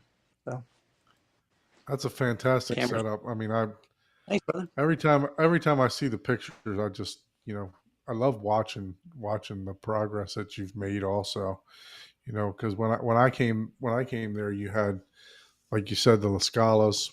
You had had just gotten the JVC NX7. You just put in the Captivator 2s. Mm-hmm. And I know he had this pre-planned, but I'm sitting in the chair and I'm listening to the subwoofers, and I'm already getting shaken all around by the subwoofers. And he stands up and he goes, "You know what? I didn't turn on. I think the other subwoofer is off." I remember that. I totally had to go under there and turn the switch on for the other. Oh, so I'll show you this. I haven't really shown this maybe on the channel, but under here is somewhere. Where is it? Oh, it's right here. There's a little light switch. So that is what I call a work light. Oh, I know what I didn't show you. So that work light allows me to see behind there, and I'll show you why that's important. But then there's also down here on this other side, there's 2 switches. So what Don's referring to is above the PlayStation. You can see the wiring for it. I can't really get the camera. Okay, there we go. We got it right there. Yeah. There's 2 light switches. So it runs to a switched outlet. So I have one of those switches for subwoofer 1 and one switch for subwoofer 2.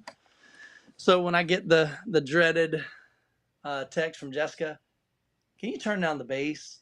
I just walk over here and turn those switches off instead of having to go into the Marantz, go into the settings, turn off the settings, the subwoofers, or disable the subwoofers, and then go back. You know, it's just so much easier just to switch. And I'm like, that's genius, man. I wouldn't have thought of that, but my buddy did. The Man, other you thing need I to did show you, get one of those Lutron switches for Yeah, it. get yeah. That way you can voice command it. an A-enabled switch. Yeah. I'm gonna see if I can do this. This might be kind of ghetto, but let's see. Hey, it's the It home won't be theater ghetto. hub. There we go. All right, cool. So the other Hey, thing, we got high production here, man. You know. yeah, man, it's legit. Yeah. We can't have none of this, Youthman video production. Yeah. I mean, we have a higher standard than that. So what this is when I had this cabinet built, I wanted to make sure that I had easy access behind my screen for speakers. 'Cause I knew eventually I'd be upgrading or buying more subwoofers or whatever. So that's where the hinge and the screen is supported. The other thing is I used to have a cabinet, but it was fixed, and you guys may totally relate to this. Let's say I bought a new whatever, a PlayStation 5 for the first time. Well, now I got to feel around back there, looking at the manual either on my phone or the physical manual, going, okay, that HDMI input would be, all right, count them 1, 2, 3. Oh yeah. Okay, it's right there. You know what I mean? Heaven forbid you hook up 11 speaker wires back there. That was a nightmare. So I knew when we redesigned this, I wanted easy access to my actual equipment, to everything. So with this, it's on, I think it's 300-pound rails each, I believe. Oh wow. So it's gotten harder to open over the years. When we first You built got a this, lot more equipment now. yeah, it's a lot heavier. So it's super heavy, but you can see this whole piece slides out. Have to give it some muscle. And it's starting to, the biggest thing is it's dragging the carpet.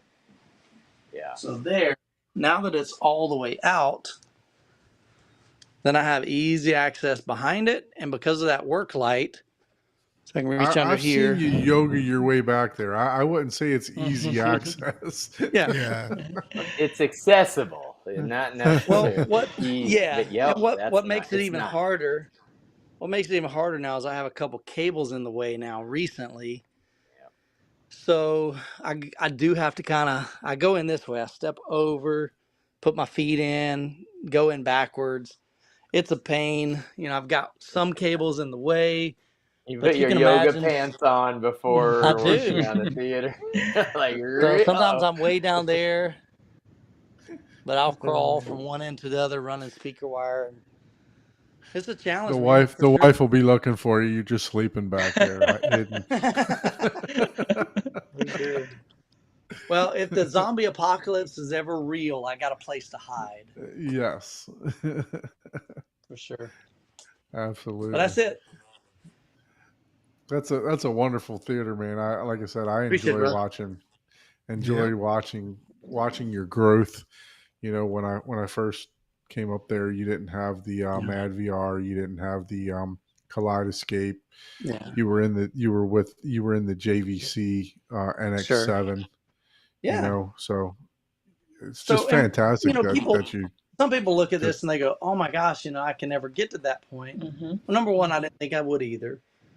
Number two, this is a 17-year process, and I made a video on my channel called Youthman's Journey or something like that. If you search for Youthman Journey, I take you back to the 15-inch, or no, I think it was a 13-inch TV sitting on a plastic tub, like you would put Christmas ornaments in to store it in the attic, and 2 speakers and a receiver that was sitting on the floor and a subwoofer, and a PlayStation 3, I believe. That was it. That's all I owned. And then I bought my rear side surrounds. Later on, found some rear bookshelf speakers. Later on, found some better wide dispersion speakers and upgraded the 2 side surrounds, upgraded the rears. And I just kind of walked through that video just showing the progress over the years. And a lot of it was Youthman deals. It was really, really inexpensive. I told you about the La Scalas, paid $700 for those. So I was just always looking for my first theater seating. I paid $700 for the front, $600 for the rear. One was basically brand new from it was a guy's second theater, like second home that had a theater room, and they never used it hardly. So it was basically almost brand new, no use, like signs of wear and tear. And then the rear ones were from a model center. So the only traffic it got was from people that would walk in and go, "Oh, look at this cool theater room." But there's no movie going, so they don't even probably sit down in the chairs. So it still had the plastic around the feet. So that paid $600 for it. So it's things like that. It's like over the years, I had DIY acoustic panels that I paid $11 for each. Doesn't get any cheaper than that. Right. I mean, the most expensive thing at that time was a Panasonic AE 3000U. I think I paid $2,500 for it. Sold it for like, gosh, $500 because they depreciate like a rock. Right. And then it upgraded to a Panasonic AE 4000U. I think I paid probably about the same, $2,500, maybe $3,000 for it. I don't know, somewhere around there. Panasonic stopped making them, went to Epson, went from the Epson to the NZ or NX7, then to the NZ7. So my room has like just transformed over 17 years. It's been a long process, but my cabinet has evolved. If you look at my old cabinet, it was kind of janky. The cabinet doors were horrendous. They were like tilted at an angle because they were so poorly designed. Seams weren't. I mean, you could see gaps in the wood. It was terrible, but it was what I had, and I made the best with it, and I enjoyed it. And that's what I encourage everybody is like, start where you're at. Don't worry about your end game, your end goal. Enjoy the journey, build it over time, find those great deals, and sit back and enjoy it with friends and family. So well said. it's been a You long know, ride. Yep. I know I've kind of dived right into it, trying to buy everything and anything that I could Yeah. buy and then Oh, build the theater later, so I've done it in reverse order than you. yeah. But there still be, eventually there'll still be some upgrades that I'll do. Mhm. And, Oh, 100%. it's not going to be the end game theater. I've already got some plans later on down the road. Once I finally enjoy what I have for a little bit, maybe there'll be some upgrades to either probably speakers, maybe I go with some in walls or something like that. So, but look, we really appreciate you joining us, Yeah, Michael. man. It's been fun. Um, I really appreciate, you coming on the channel and sharing it on your channel and on your Facebook group. Like I said, you're just a breath of fresh air to this community, and Appreciate it. anything that I know that if you ever need any help or anything, that I'm Appreciate it. definitely here for you. And Yeah. I'm really I was really sad that I missed the first MWAVE, just couldn't make it out there. Yeah. Definitely got out there. I was excited to get out to the second one. As soon as I got there, I got a big hug from Yeah. Michael. Came out from behind the table, and just Yeah. just Yeah. like I said, just a great all around person, and Appreciate I really appreciate the time that you spent with us tonight. Yeah. I've Yep. enjoyed it, man. I'll be at MWAVE definitely. Might even come down with the family. So That's cool, come man. I'm out bringing a there. couple of Jessica and maybe, well, I think Jessica's definitely coming, but Rebecca might not be because she may be in cheer competition at that time or something like that. So we'll see, Yeah. but they should be there. Well, with that being said, if you haven't subscribed to Youthman's channel, I'm sure you already have, but just make sure you go visit him, support him by hitting the like button, subscribing to the channel. Make sure you also subscribe to Ike's channel, Easy HT Tech, Horizon Home Theater. We definitely appreciate all the support every Thursday night. Our audience is growing every time, every week. So once again, thank you. If you'd like to be a guest on the show, please send us an email to hometheaterhublive gmail.com. We're not looking for, mad VRs and kaleidoscapes. We just want you to share your experience, share your fun with us. Yeah, 100%. So thank you everyone for joining the show. We'll see you next Thursday. Okay. Take care, Stay guys. up, Thanks for the invite. Thank you.